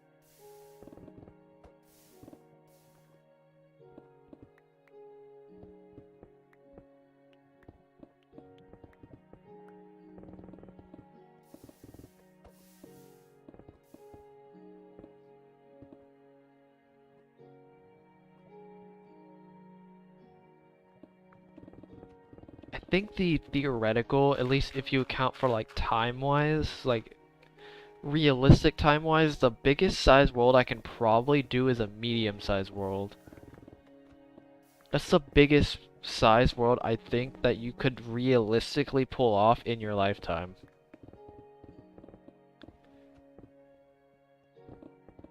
That's the best. That's the biggest size world. Anything larger than that actually takes longer than your lifetime. I'm pretty sure. I don't think you could do I don't think you could do a large world in your lifetime. By hand at least.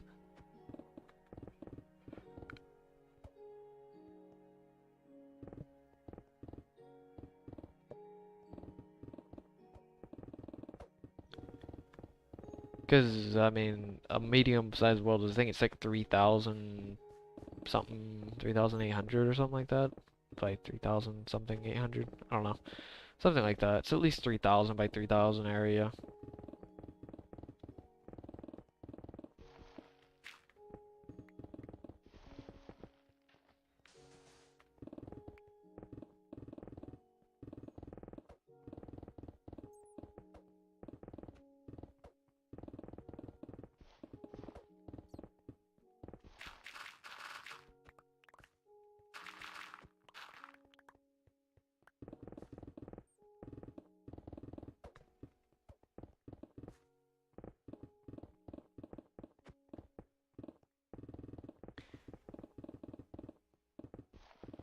I mean, even with TNT dupers, I'm pretty sure it's impossible.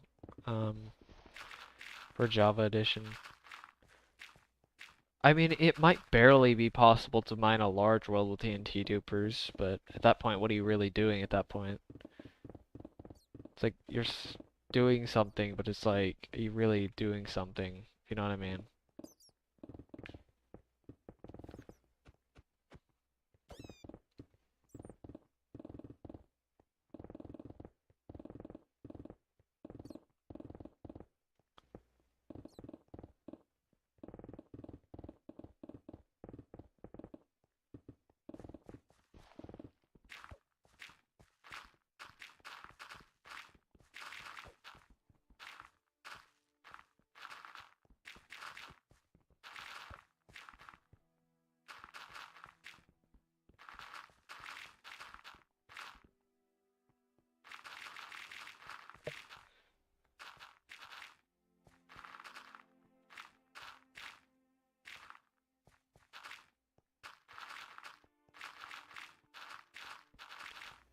It's like, this is just something that I am actually doing for the sake of, like, you know, the finishing the project that... I'm also finishing what many people have thought of doing as well. It's not even just for Sword King, the person who originally did this project. I know there are many people who have thought of this, or who have said something about this, or have tried this, or anything, of mining an entire world. This will, like, you know, cement that this project being possible. This will fulfill that niche of, you know, mining the world, at being it truly possible. Like, I think everybody knew it was possible in this version. It's just, it's like laughably seemingly impossible because it's so much just... It's such an insane task, like in one go, that it's pretty much laughable of how impossible it actually is.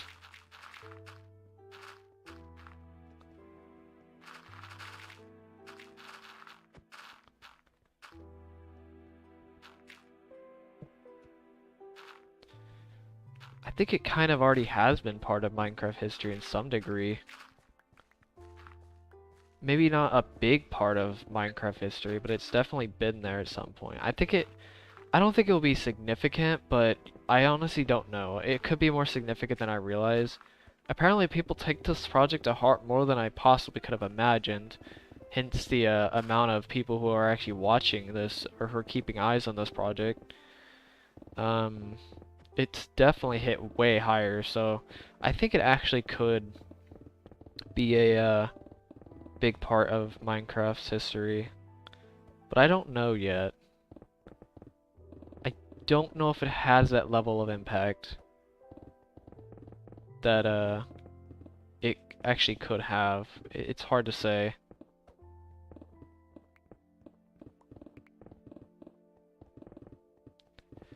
I mean, the fact that this could probably just become a meme already says a lot. That it actually could get memed on. Is already like a sign that it could be part of Minecraft's history. Or a significant part of it. I have no idea though.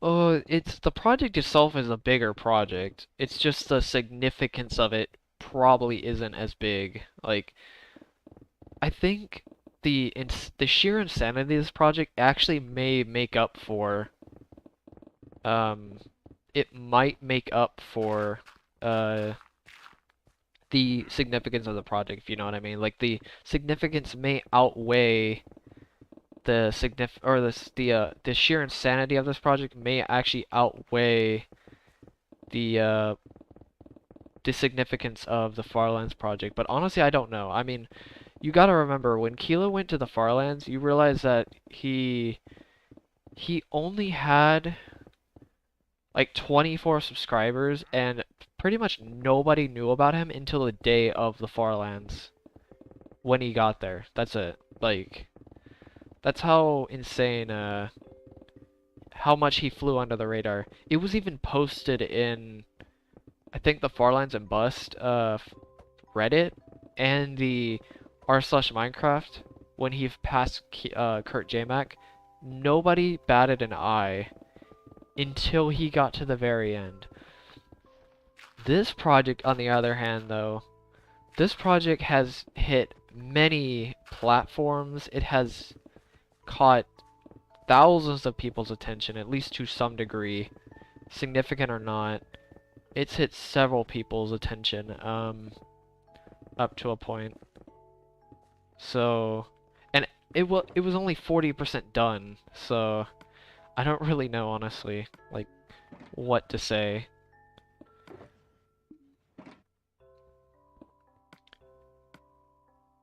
I mean, this thing got literally on a gaming article. I mean, I literally became that meme where it's like, man does this for a certain amount of years. I literally became that meme, which is kind of funny. And I'm not even done yet. Imagine what's gonna happen when I finish. This could just shatter the community in a good or bad way, in terms of like opinions.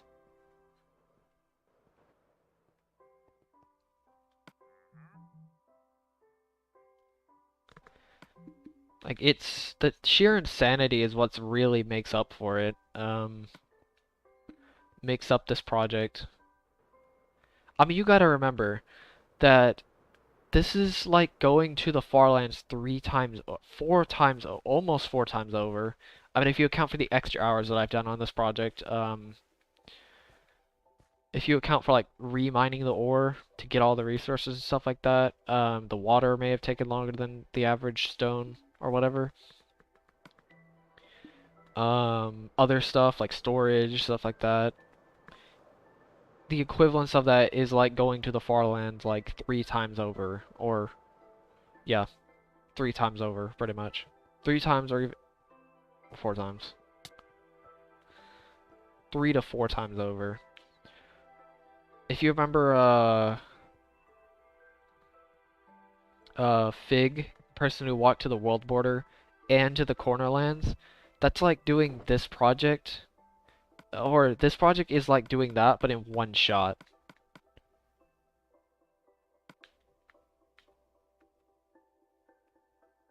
In one go. It's like going to the world border and, going to the thing back to back, which is why it's sheer insanity.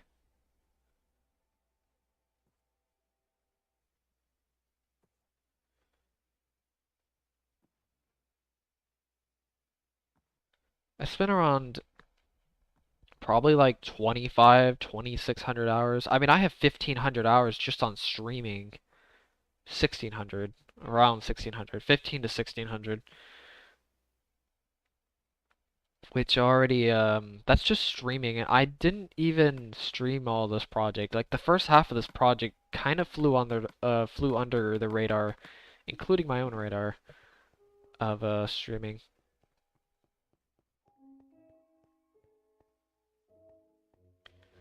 If okay, 45,000 hours would be absurd. Like 45,000 hours on into anything would like beat anybody ever in anything ever. 45, I don't know if anybody that actually singly has put in 45,000 hours into something. I don't know if that's even, is that even possible? Just thinking about it. Kind of, I wonder if that's actually even possible.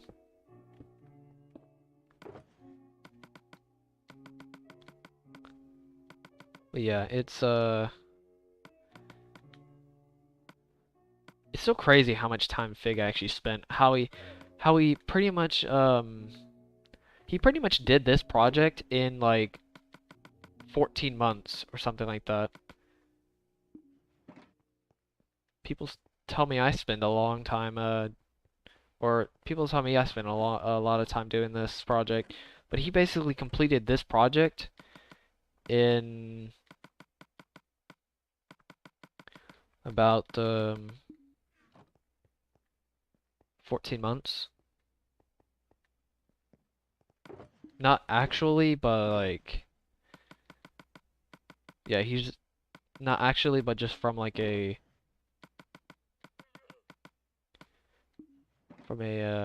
just sheer time wise,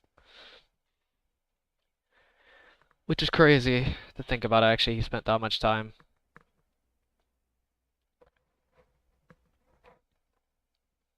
To be fair though, that's 14. That'd be like me doing this project 14 months straight for 40 to 60 hours per week. So I don't know about you, but like that's quite a bit of time. But that's not including the Nether or the End though either, so keep that one in mind real fast. The Nether and the End combined, I think will take about 600 more hours. So keep the Nether and the End in mind when it comes to how much time I'm doing it. So it's like a 4,000 hour project. It's probably around 4,000 hours.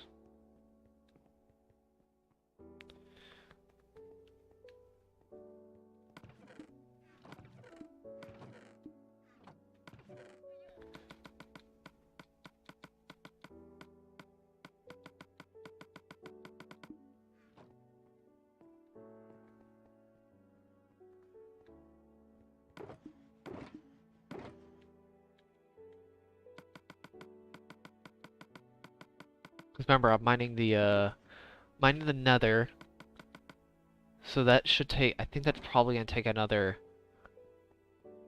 400 to 500 hours.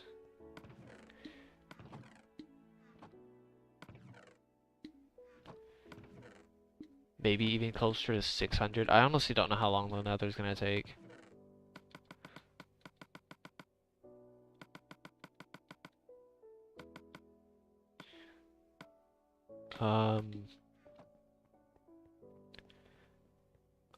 Maybe, yeah, maybe closer. Maybe it would take around less than 1,000 hours to do both dimensions.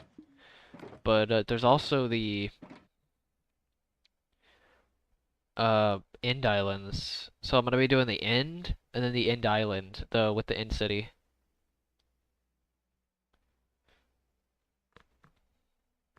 Say theoretically it takes like 600 hours to do the Nether, which I think is kind of conservative. Very conservative estimate. I'm pretty sure it'll take less than 600 hours. I'm gonna be genuinely surprised if it doesn't. So that's 3,600 hours, and then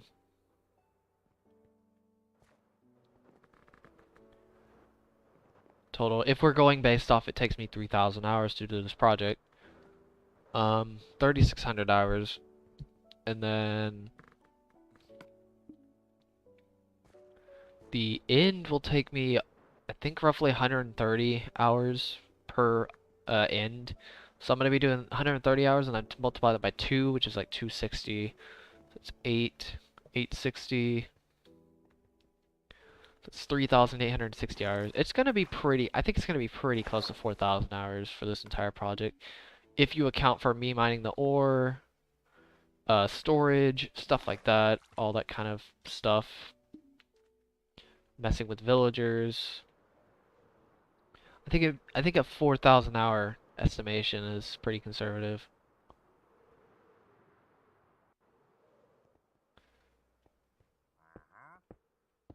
For mining the Nether, the end, and the overworld.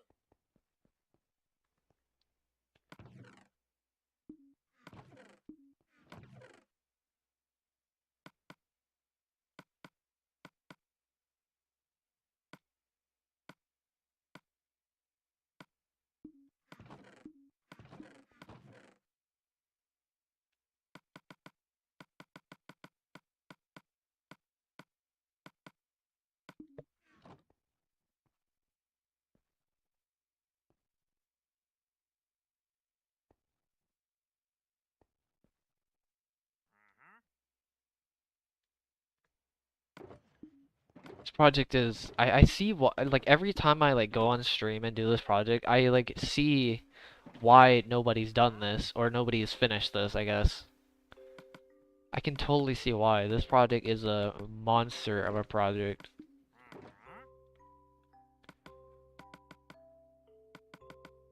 Like this puts any of the walking projects to absolute shame. I don't like comparing them, but it's the only way, since they're the most relevant projects in this game.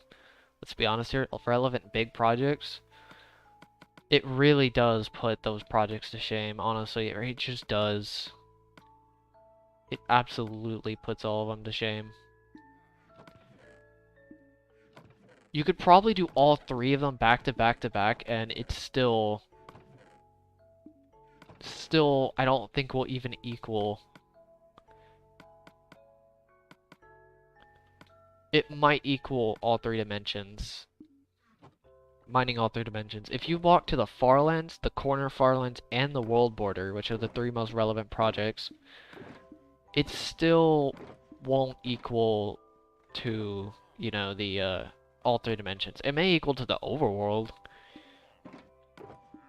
The thing about this project, though, is that it's so repetitive. Like, I mean, I know you walk, like, walking's pretty repetitive, but you also, there's a lot more things to do that project. I mean, at least when you're doing that, you at least see more than just stone in your face every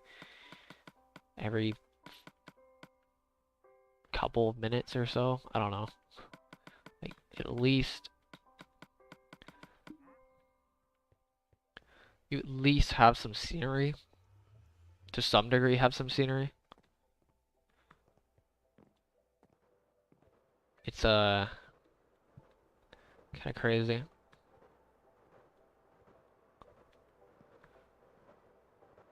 I remember watching Sword King's channel when he did his project, and honestly, that was pretty amazing seeing what he actually accomplished during that time. Like, his project was quite mind-blowing at its time. It really was quite something. Like, he really did, like, show off what you can really do in this game. I mean, he did it to the point where even, IBX Toy Cat made a video on it. Which, I don't know if he'll make a video on this project, but, he might. There's a... I'm gonna be surprised if he doesn't, because I think there's gonna be a lot of channels that would benefit from like the clickbaity nature of this project. Let's be honest here, it's pretty clickbaity, even though it's not clickbaity. That's like the best type of clickbait, is when it's not clickbaity. It's like clickbaity, but it's real. That's when you really know you have gotten far. And I know that this project definitely checks that box pretty thoroughly.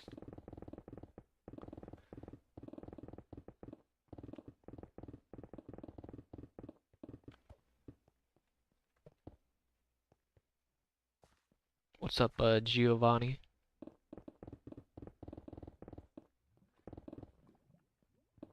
It's crazy how long people's breaks are for this project. It's crazy. It's funny seeing somebody for like for like a month or two and then like don't come back, and then it's like a whole year later. It's like, okay, that's quick. It's a fast year.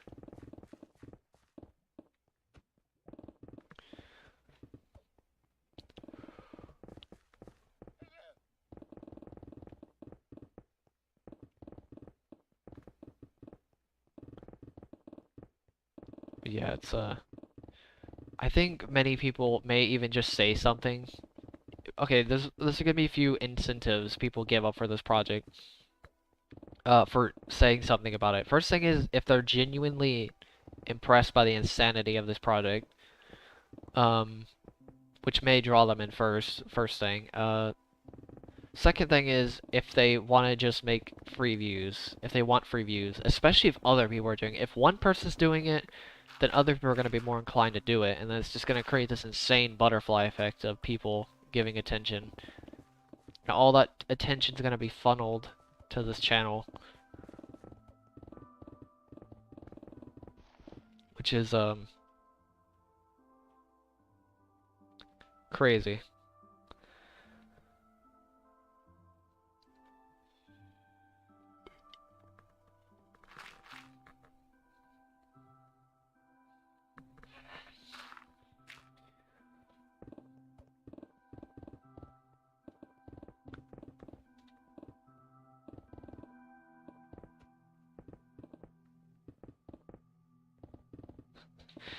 It's really funny. I actually don't mind. I know people hate like when other people make money. I really don't mind it that much as long as they like at least mention my name at some point. Um, even then, even if they don't mention my name, I'll just write a comment. But it's I mean, here's the thing though. Even if they don't say my name, I'm pretty sure people will find me regardless. If you think about it. Because it's like, if they say person mined an entire world, guess who's the only person who's mined an entire world? It's like, no matter what, it's like, I don't think there's any way that people won't find me. Even if somebody doesn't even directly credit me, there's no way somebody isn't going to say something, either in the comment section, or they're just not going to find me at all. I mean, they're just going to, yeah. There's like, I'm going to be surprised if somebody really just doesn't find me just based off of like, even context alone. Which is pretty interesting, to be honest.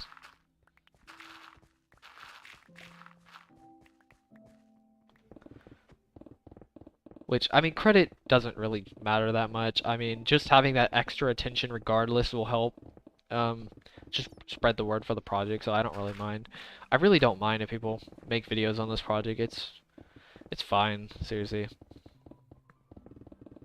That extra attention will benefit me regardless, so it doesn't matter. I'm not gonna be that selfish when it comes to credit, when it comes to stuff like that. I'm not gonna like, try to sue somebody because they're like stealing a project or stealing like footage or whatever.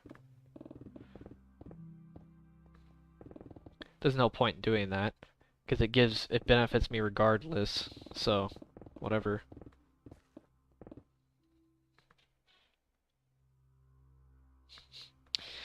Oh god, what is that name? What's up, Bo?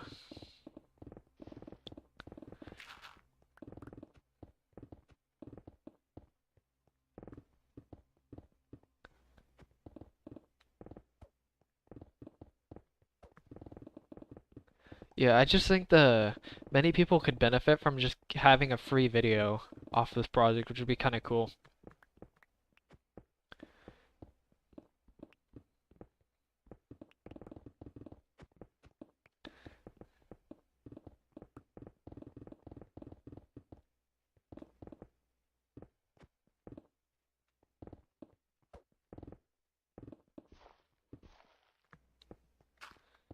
That's quite unfortunate.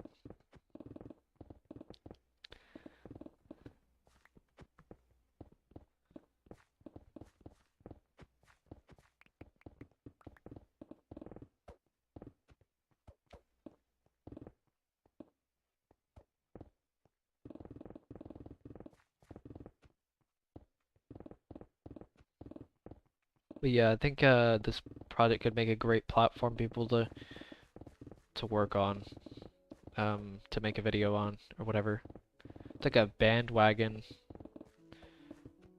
I mean, it kind of was a bandwagon when this project first blew up. It was like it started on Reddit, and then it went to multiple Reddit subreddits, or it started in r/Minecraft, and then it went to other subreddits, then it went to other platforms. Now it's like, okay, what's next, honestly?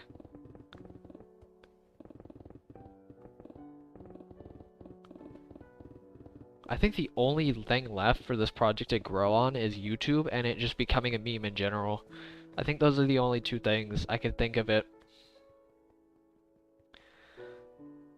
being actually having good growth, like bigger channels, or either people on Twitter, like bigger YouTube channels that have a Twitter and say something, or just people on Twitter that are active, and big YouTube channels making, and then maybe Reddit again, subreddit, others like Reddit in general, just subreddits on Reddit, reposting on on their subreddits, and then stuff like that. Maybe another meme or so. Maybe being memed on with certain like channels, other like meme channels. Did you know that Memenade, person with like close to 1.5 or has 1.5 million subscribers. I actually don't know how at the moment, but 1.5 million subscriber channel actually just randomly popped in on this stream, on not the stream, but on a previous stream. It was shocking, honestly.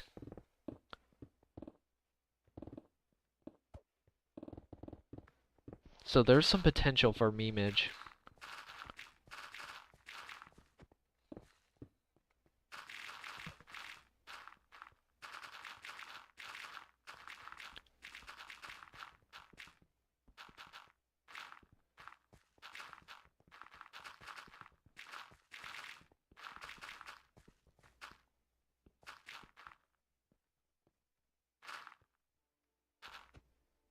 They pretty much they wrote one comment. It was they just said like they were surprised this doesn't have enough attention or whatever. It's like that's random.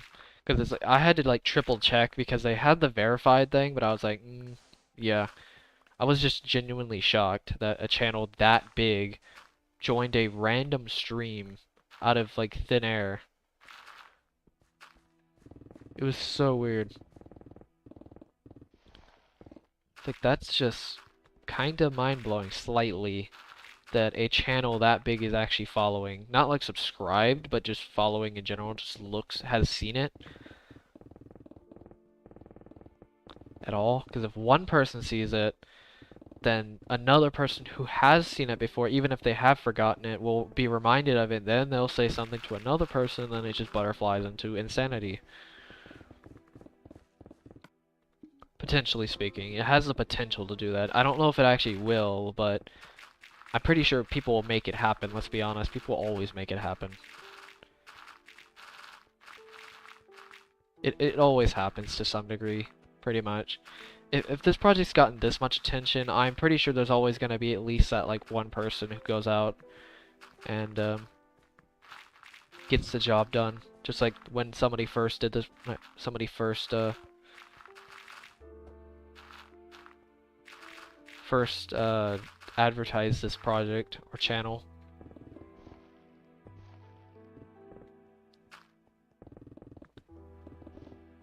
They did it before anybody else, so like I feel like the one person who's gonna do that, it's gonna happen. Either that or multiple people are gonna do it. That would be crazy.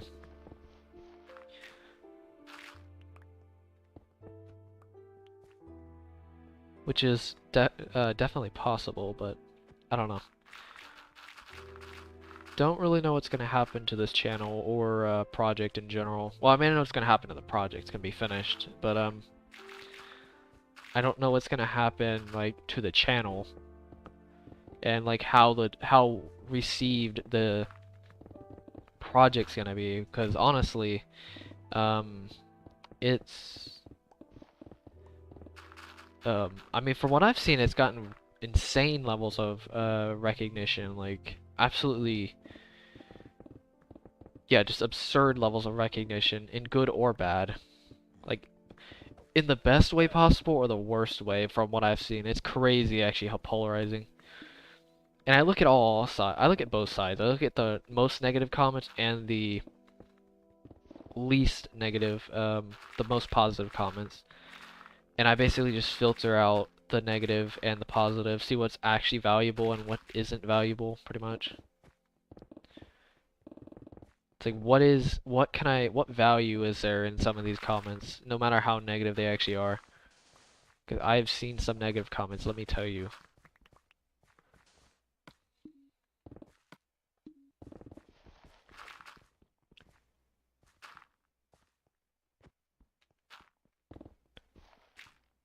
Nice. Pineapple is pretty good. I'll admit, it's definitely one of my favorite fruits.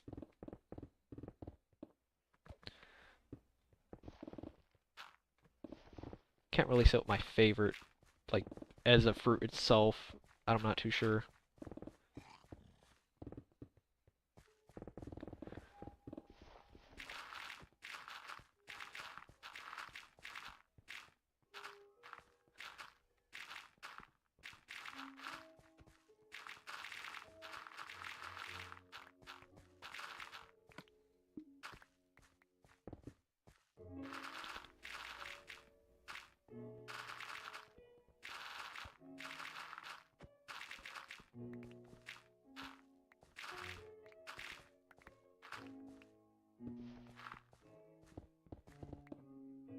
I don't know. I'm pretty excited about the end of this project. I mean, even for the end of the project's sake, but to see how the channel turns out, really, that's actually I'm pretty excited about that. I wouldn't say as excited as I am with the project, but definitely up there. Also extremely nervous at the same time, though, as I should be, honestly. I mean, at least I'm somewhat mentally prepared, because it's like, I'm kind of expecting it, at least. I just don't know when. It's still going to be a shock when it actually happens, but at least I'm kind of mentally prepared to deal with these, explosions, because considering I've had to deal with it 3 times already.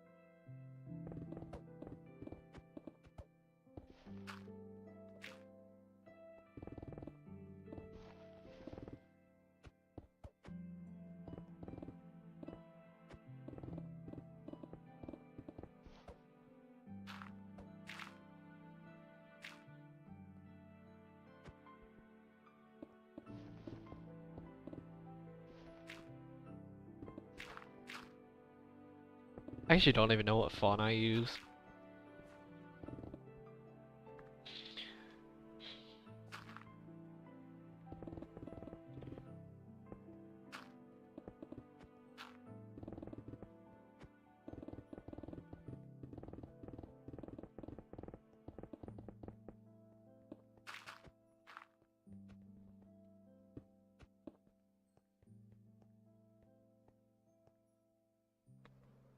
I don't usually look at the font, to be fair.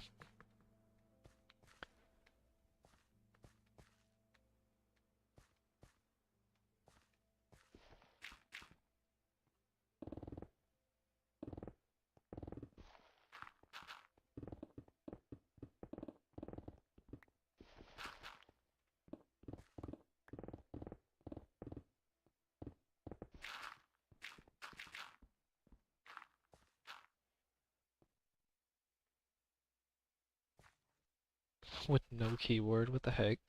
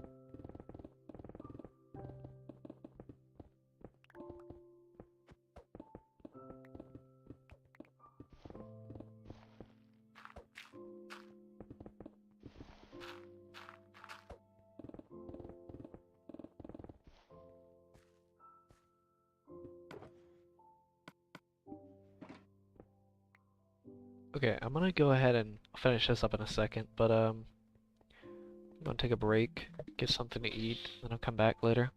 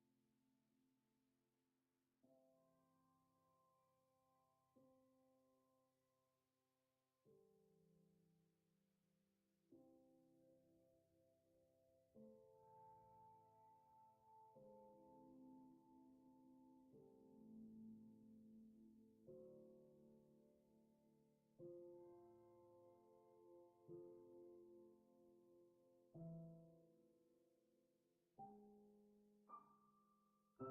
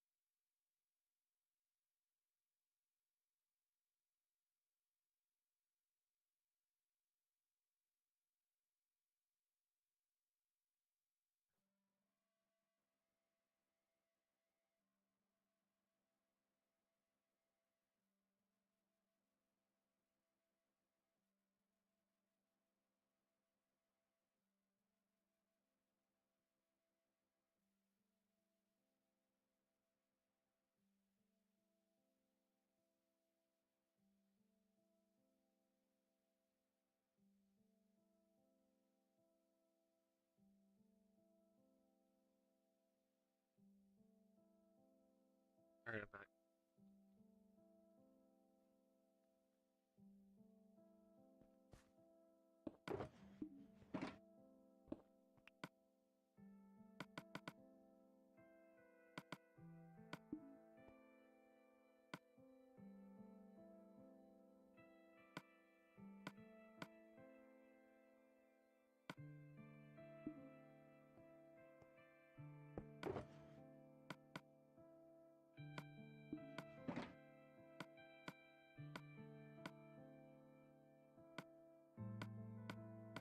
Actually, I need to go re-enchant my bow. Honestly, I didn't know if I was gonna have to re-enchant my bow, to be fair. Not gonna lie. It's so rare that I actually have to re-enchant my bow or make a new one. Extremely rare.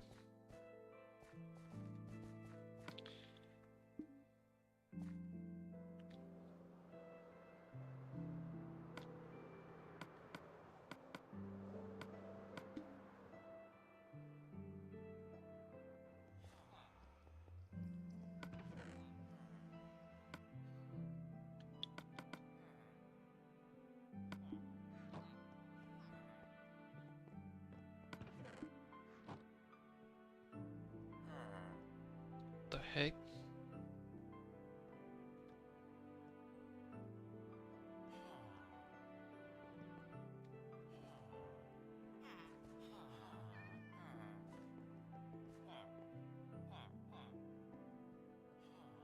Alright, okay, whatever, I guess.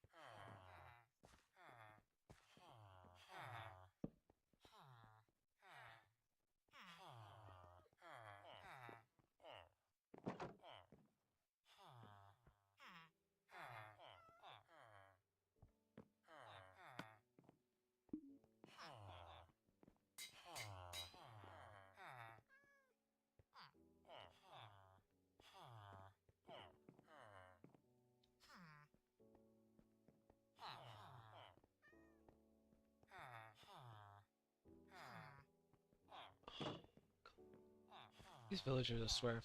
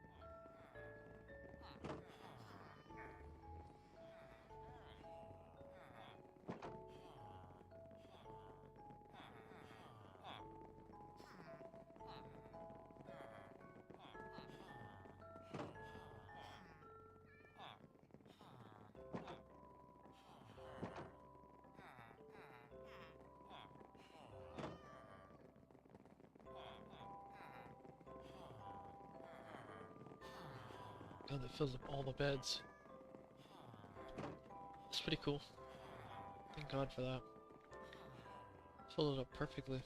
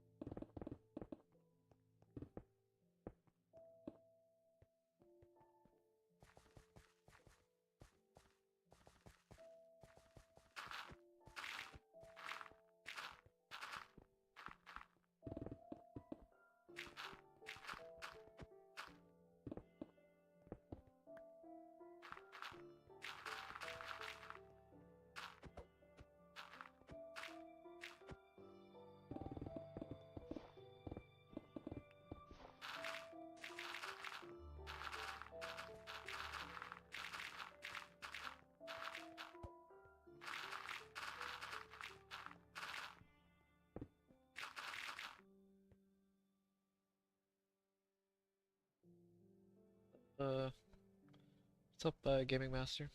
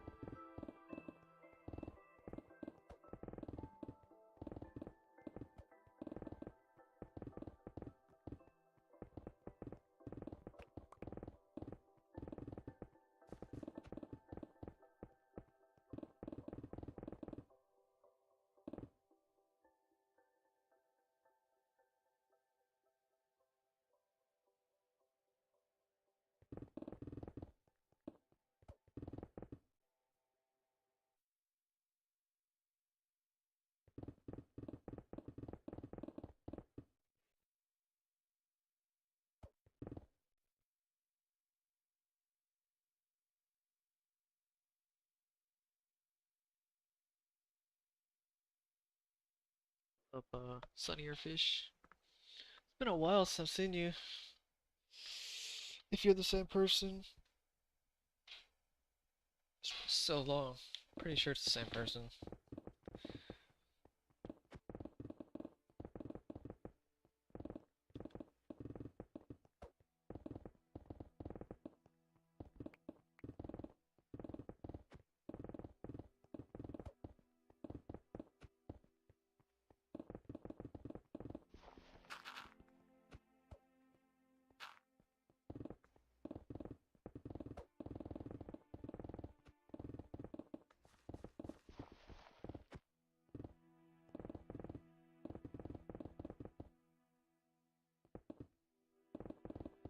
So I've been pretty good as well. May have to take a hiatus on the project before I move, because I'm going to be moving soon, but after the first section, or after the, I mean, not first section, after this section, I don't know where I got that from, but after this section, I'm gonna take a hiatus for moving, and then I'm going to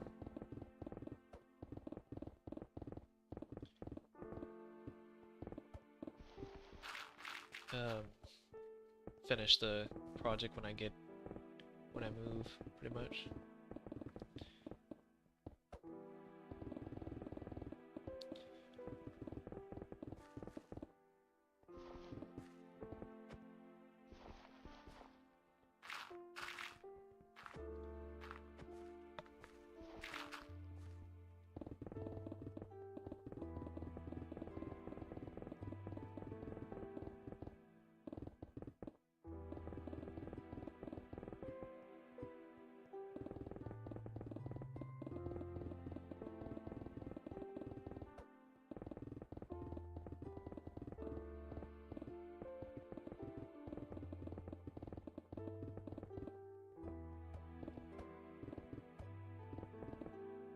So I'm probably gonna be ending the stream after this layer is done.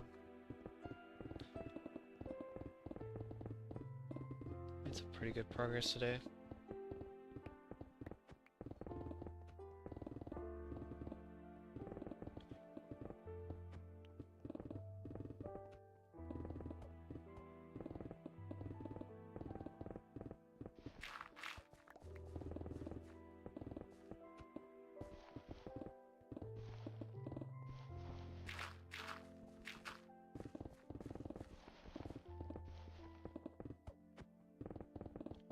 Streams been pretty good. They've been very smooth for the most part. I've had a few disconnects, but for the most part it's been alright.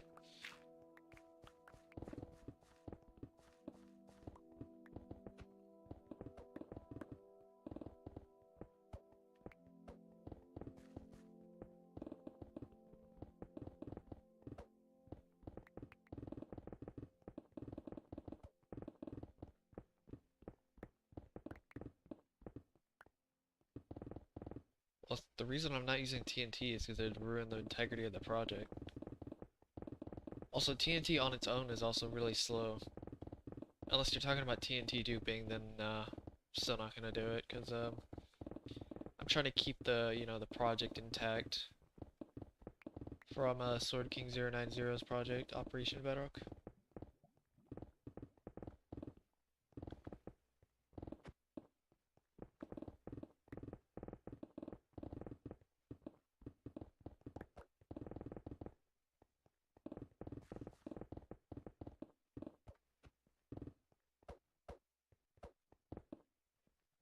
I wouldn't say it's the most annoying. I still think lava is still the most annoying. Coal may be a lot more in quantity, but lava is still the most. I still say the most annoying.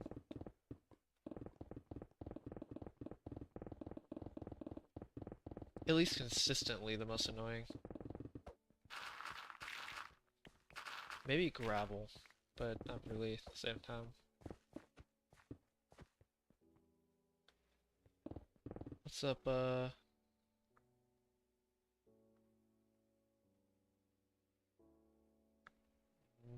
negativize. Sounds weird saying that, but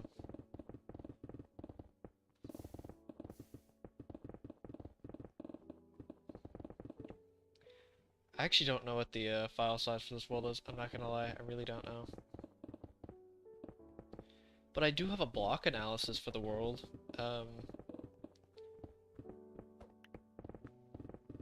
Of how many blocks are in this world. I finally got one. So if anybody's wondering, like, how many blocks am I actually mining or removing, which honestly it's not as much as you would think, but it really isn't.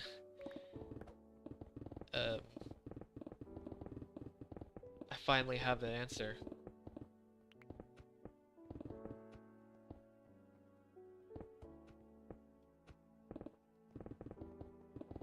Well, it's more than like 99.99999% of people have ever mined in their entire lifetime, but for a project like this, it's still not as much as people may think. At the same time, it's still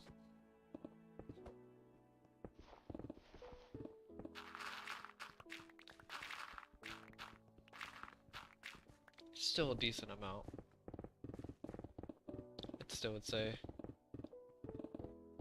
I mean, it's still over like 30 million blocks at least. So, for example, there's 29 million stone blocks and around, or take this with a small grain of salt, because it's not exactly what I'll be mining, but it's a rough estimate. At least it's the closest I can get. 29 million stone, about 4.5 million andesite, diorite, and granite. 1 million gravel. About 950,000 sand, 700,000 sandstone.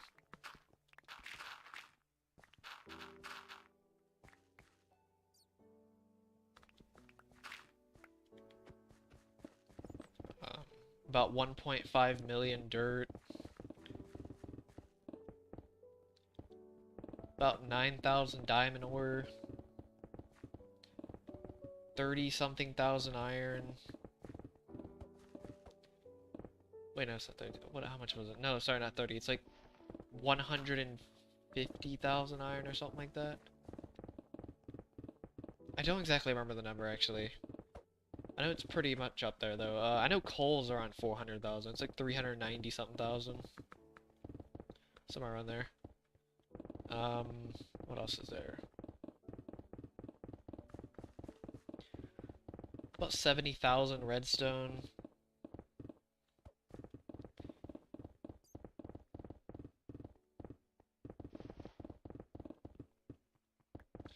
Oh yeah, and about 5 million blocks of water. So yeah, those are the numbers for the most part. For the block quantities of my world. Rough estimate. It's slightly less than those numbers, but it's not enough to really make a difference, to be honest here. I'm not gonna lie, it really isn't. Those are just estimates.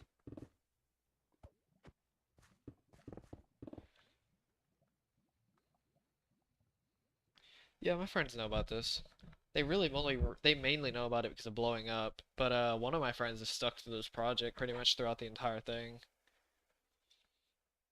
He's been the person who's mainly been on board with the project since I first started it, and another friend as well, but it's mainly those two. It's mainly those two. The rest are kind of like on a scale of like kind of interested into like somewhat interested.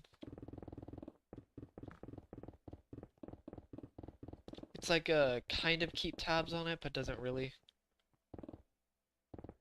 No. There's not a block counter. But by the end of the I should have mined around 45 million blocks if you account for the water. It's around 40 million if you don't account for water. So my total block count should be around 40 million if you don't account for the water. That is.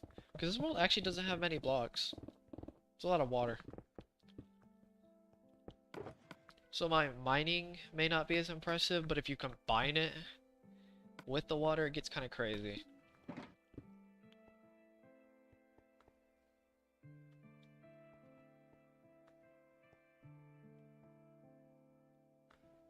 It's the closest I can get, as numbers. What numbers I told you earlier, the 29 million, 4.5 million. Well, that's on Java. It's on the Java edition. I managed to somehow do a block analysis on the Legacy console world using World Edit. It was kind of weird how I did it. I basically used the PS3 edition. I used the seed, this exact seed, put it on the PS3 edition, transferred it to Java because using the universal Minecraft converter.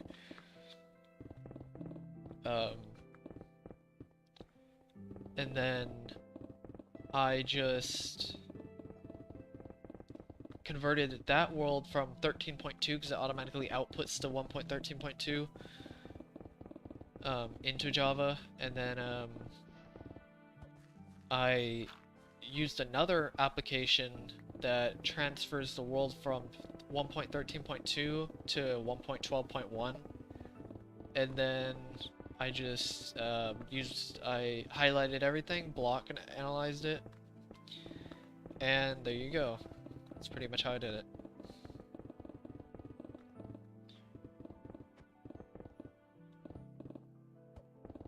It's I'm just going to where the bedrock meets the stone. I'm not dealing with the layers underneath. There's no point, honestly.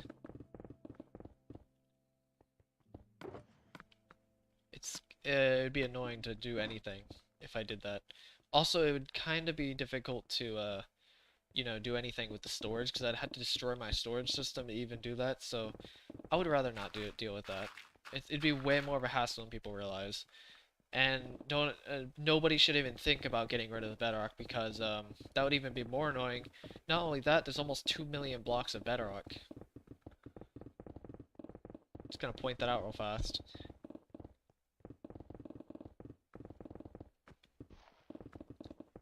So I'm not getting rid of 2 million blocks of bedrock. I already know how long it takes. It takes forever to get rid of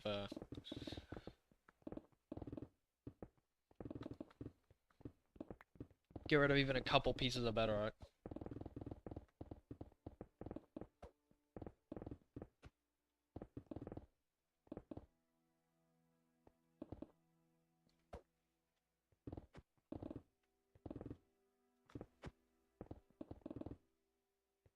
I mean, the average height doesn't matter because I already have a block analysis of the world. I already have almost an exact figure on the amount of blocks. 29 million stone, 4.5 million of a combination of roughly. These are estimations, by the way. I'm not going exact numbers at the moment because I actually don't know the exact number. I'm not taking that long to memorize everything. So it's around 29 million stone, 4.5 million of andesite, diorite, and granite, 1.5 million dirt, about 950,000 sand, about 1.1 million gravel. Kind of insane to think about actually for that one. About 5 million blocks of water. Like I said, I already did a chunk analysis.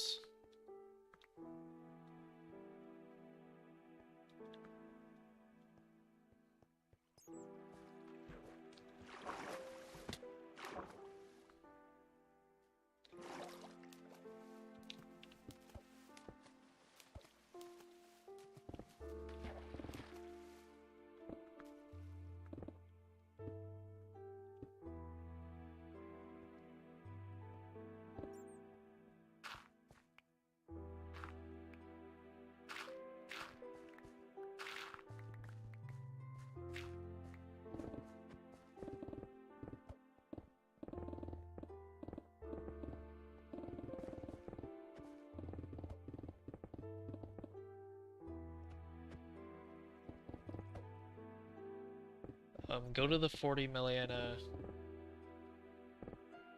video. It shows I do an entire flyby. And I use fireworks. I don't have any fireworks with me right now, so. I do an entire flyby on the 40 million video.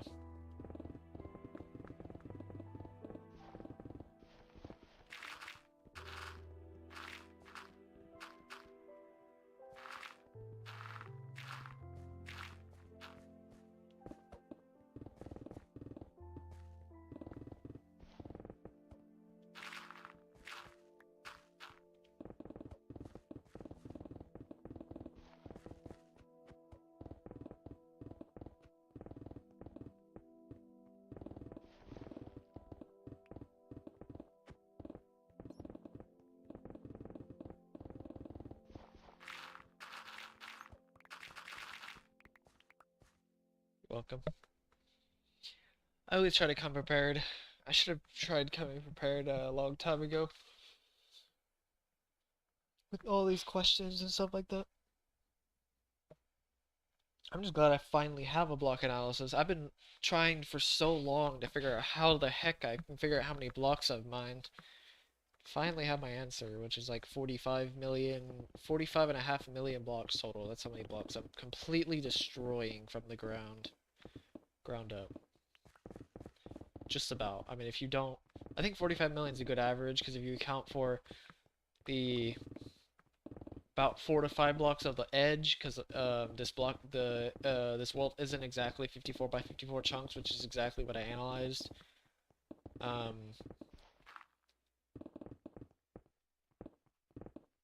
If you account for like the 2 to 4 blocks on the edge of the world, and if you account for the blocks at the bottom of the world, I think 45 million is a very good estimate.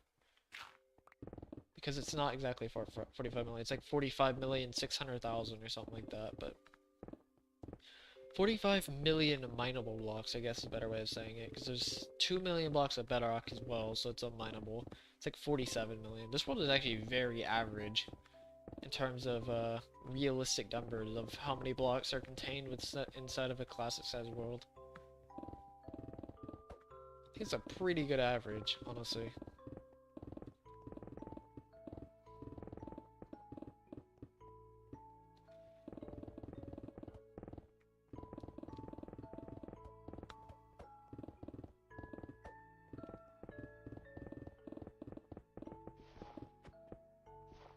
Which I could definitely put in the title, 45 plus million blocks, or I may not even do that, I may just say an entire classic world mined out. I don't, the amount of blocks doesn't matter that much, let's be honest here. There's probably people who have mined more than me in a world, or have destroyed / mined more than me. By hand, maybe. I don't know actually about that. If anybody's actually destroyed more blocks, I mean, how many people have actually destroyed 5 million blocks of ocean in the world by hand? Literally using like thousands and thousands of reusing sponges. Reuses.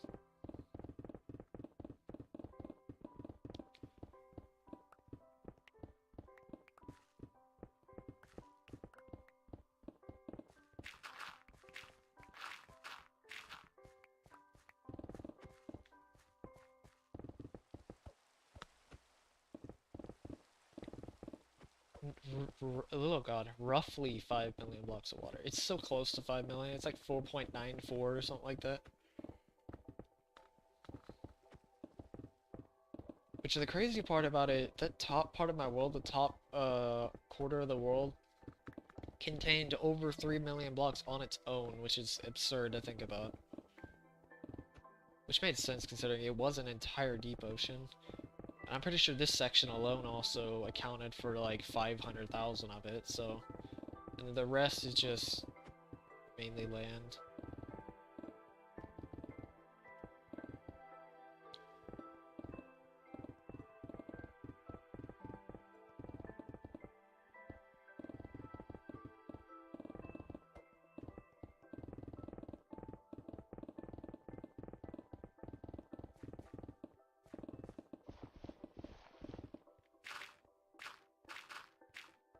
Say roughly 3,600 of these, or 36 million of these blocks that I'm mining are mineable by a pickaxe, and then like 6 million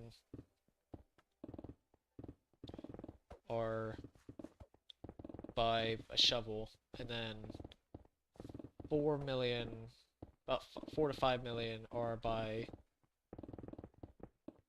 a, yeah, 36, around 6 million, it's 41, actually I think it's 36 million, yeah, 36 million,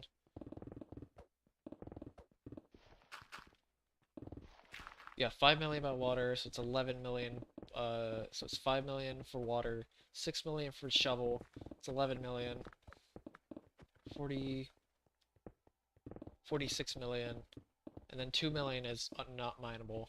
So yeah, I think it's actually very accurate. It's extremely accurate for what people's calculations are. It shows how flat my world is as well, or how my average block height shows the average. It's kind of crazy actually.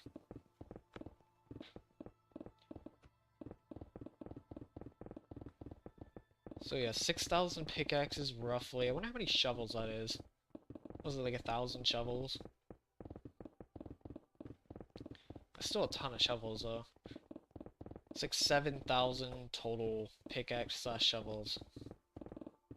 Absolutely absurd. I wonder how many sponges that is. 5 million blocks of water. About a third of that is sponge, which is actually scary to think about. That's a lot of sand.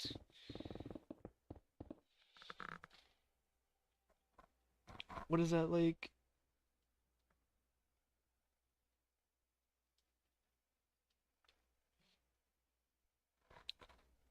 Let's see. Alright, let's see.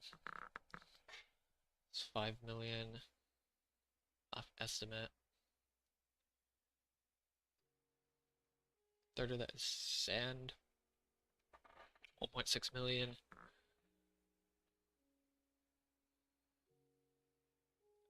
It's 5 million. Minus.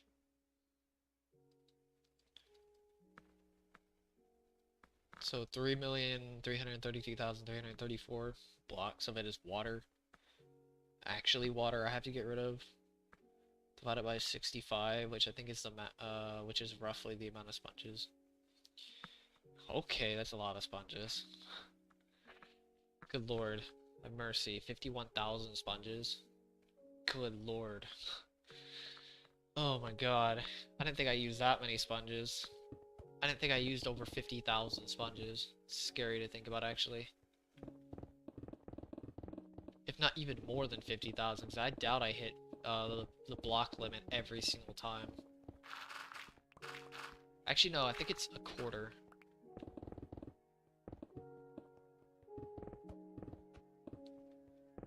It's actually even more, I'm pretty sure.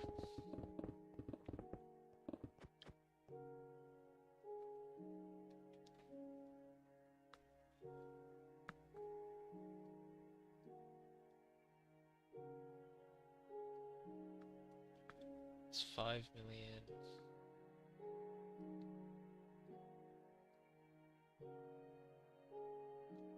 No, it's roughly the same.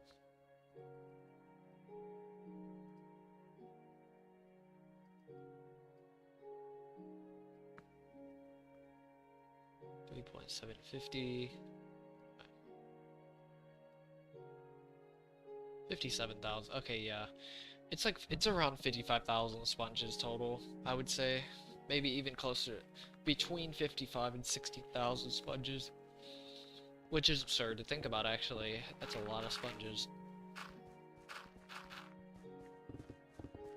It could be even more than that, because I think I'm overestimating the amount of water each sponge is soaking up.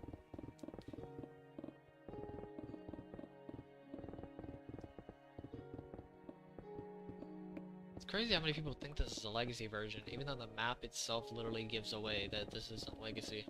I mean, Java. How many people think this is a Java edition? I think I said Legacy the first time, but how many people think this is a Java edition. Because the map gives away that this is actually the Legacy version. Which is pretty interesting. I mean, I don't really blame people too much, because I mean, this does look like pretty much identical to the Java edition. So.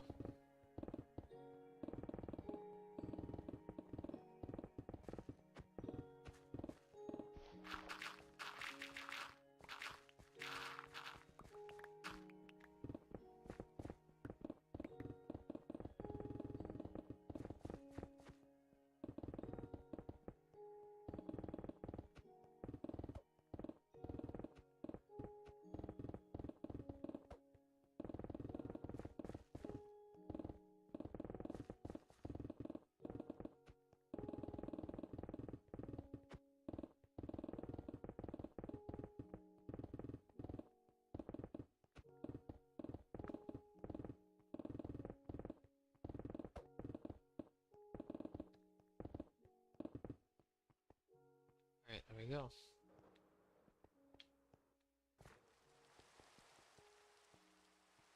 Clear up any blocks that I missed.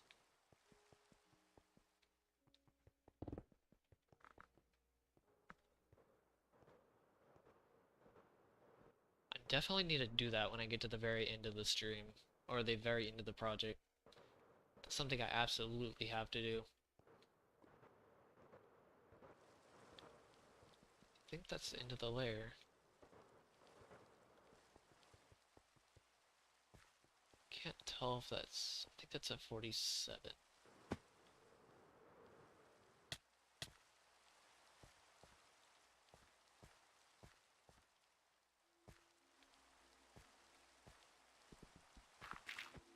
Yes, it is.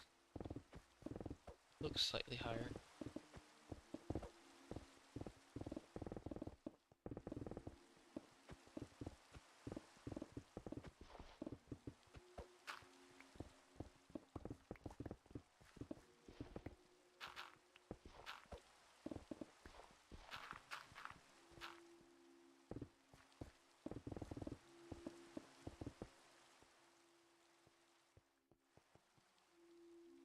Right, there we go. I think I'm gonna go and end the stream now. See what I can do. I don't know if I'll actually have time the next 2 days. I have no idea.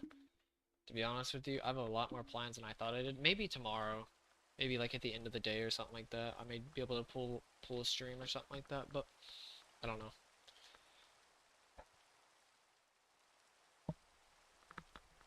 But yeah. If you want to see the rest of the world, what else is left?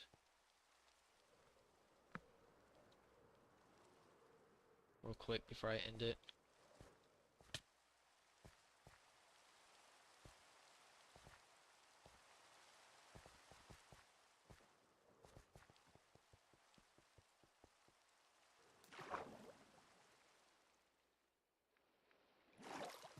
This is all that's left. This little, well, I'd say little. I mean, depends on, like, at least compared to the rest of the world, yeah. This little bit of land left. This is this marks the finale.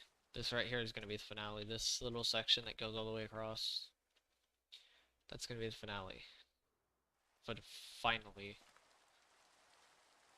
this project's almost finally over.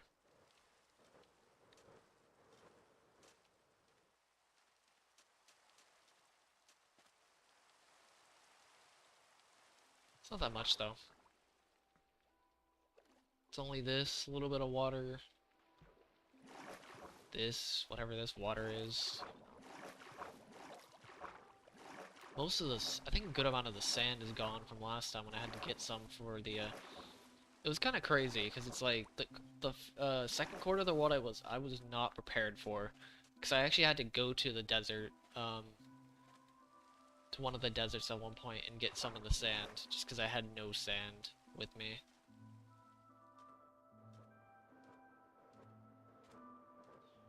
At all. That was kind of a crazy that I had to have over, I think it was like 300,000 blocks of sand. Wow, there's a lot of animals spawning here. I forgot about that. Don't know why I didn't really think about the fact that animals were gonna spawn here. Or so many were gonna spawn.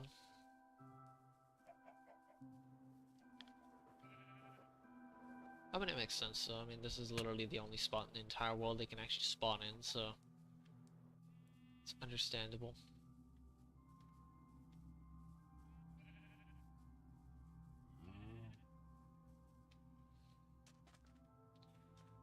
Also, I need to remind myself to get these dead bushes, because I can't get them, if I destroy all the dead bushes. Actually, never mind, there's a dead bush on the wall. Never mind, I'm good. Alright. Going to stream now. I'll see you guys,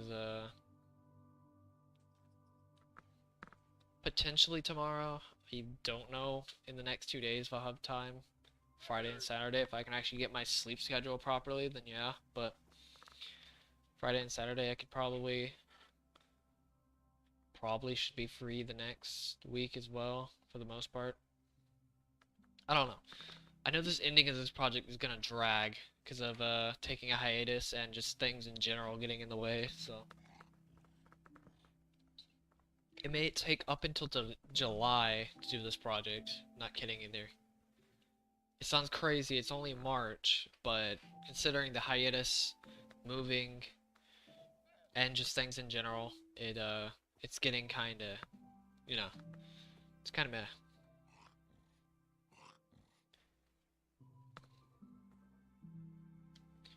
But yeah, I'll see you guys later.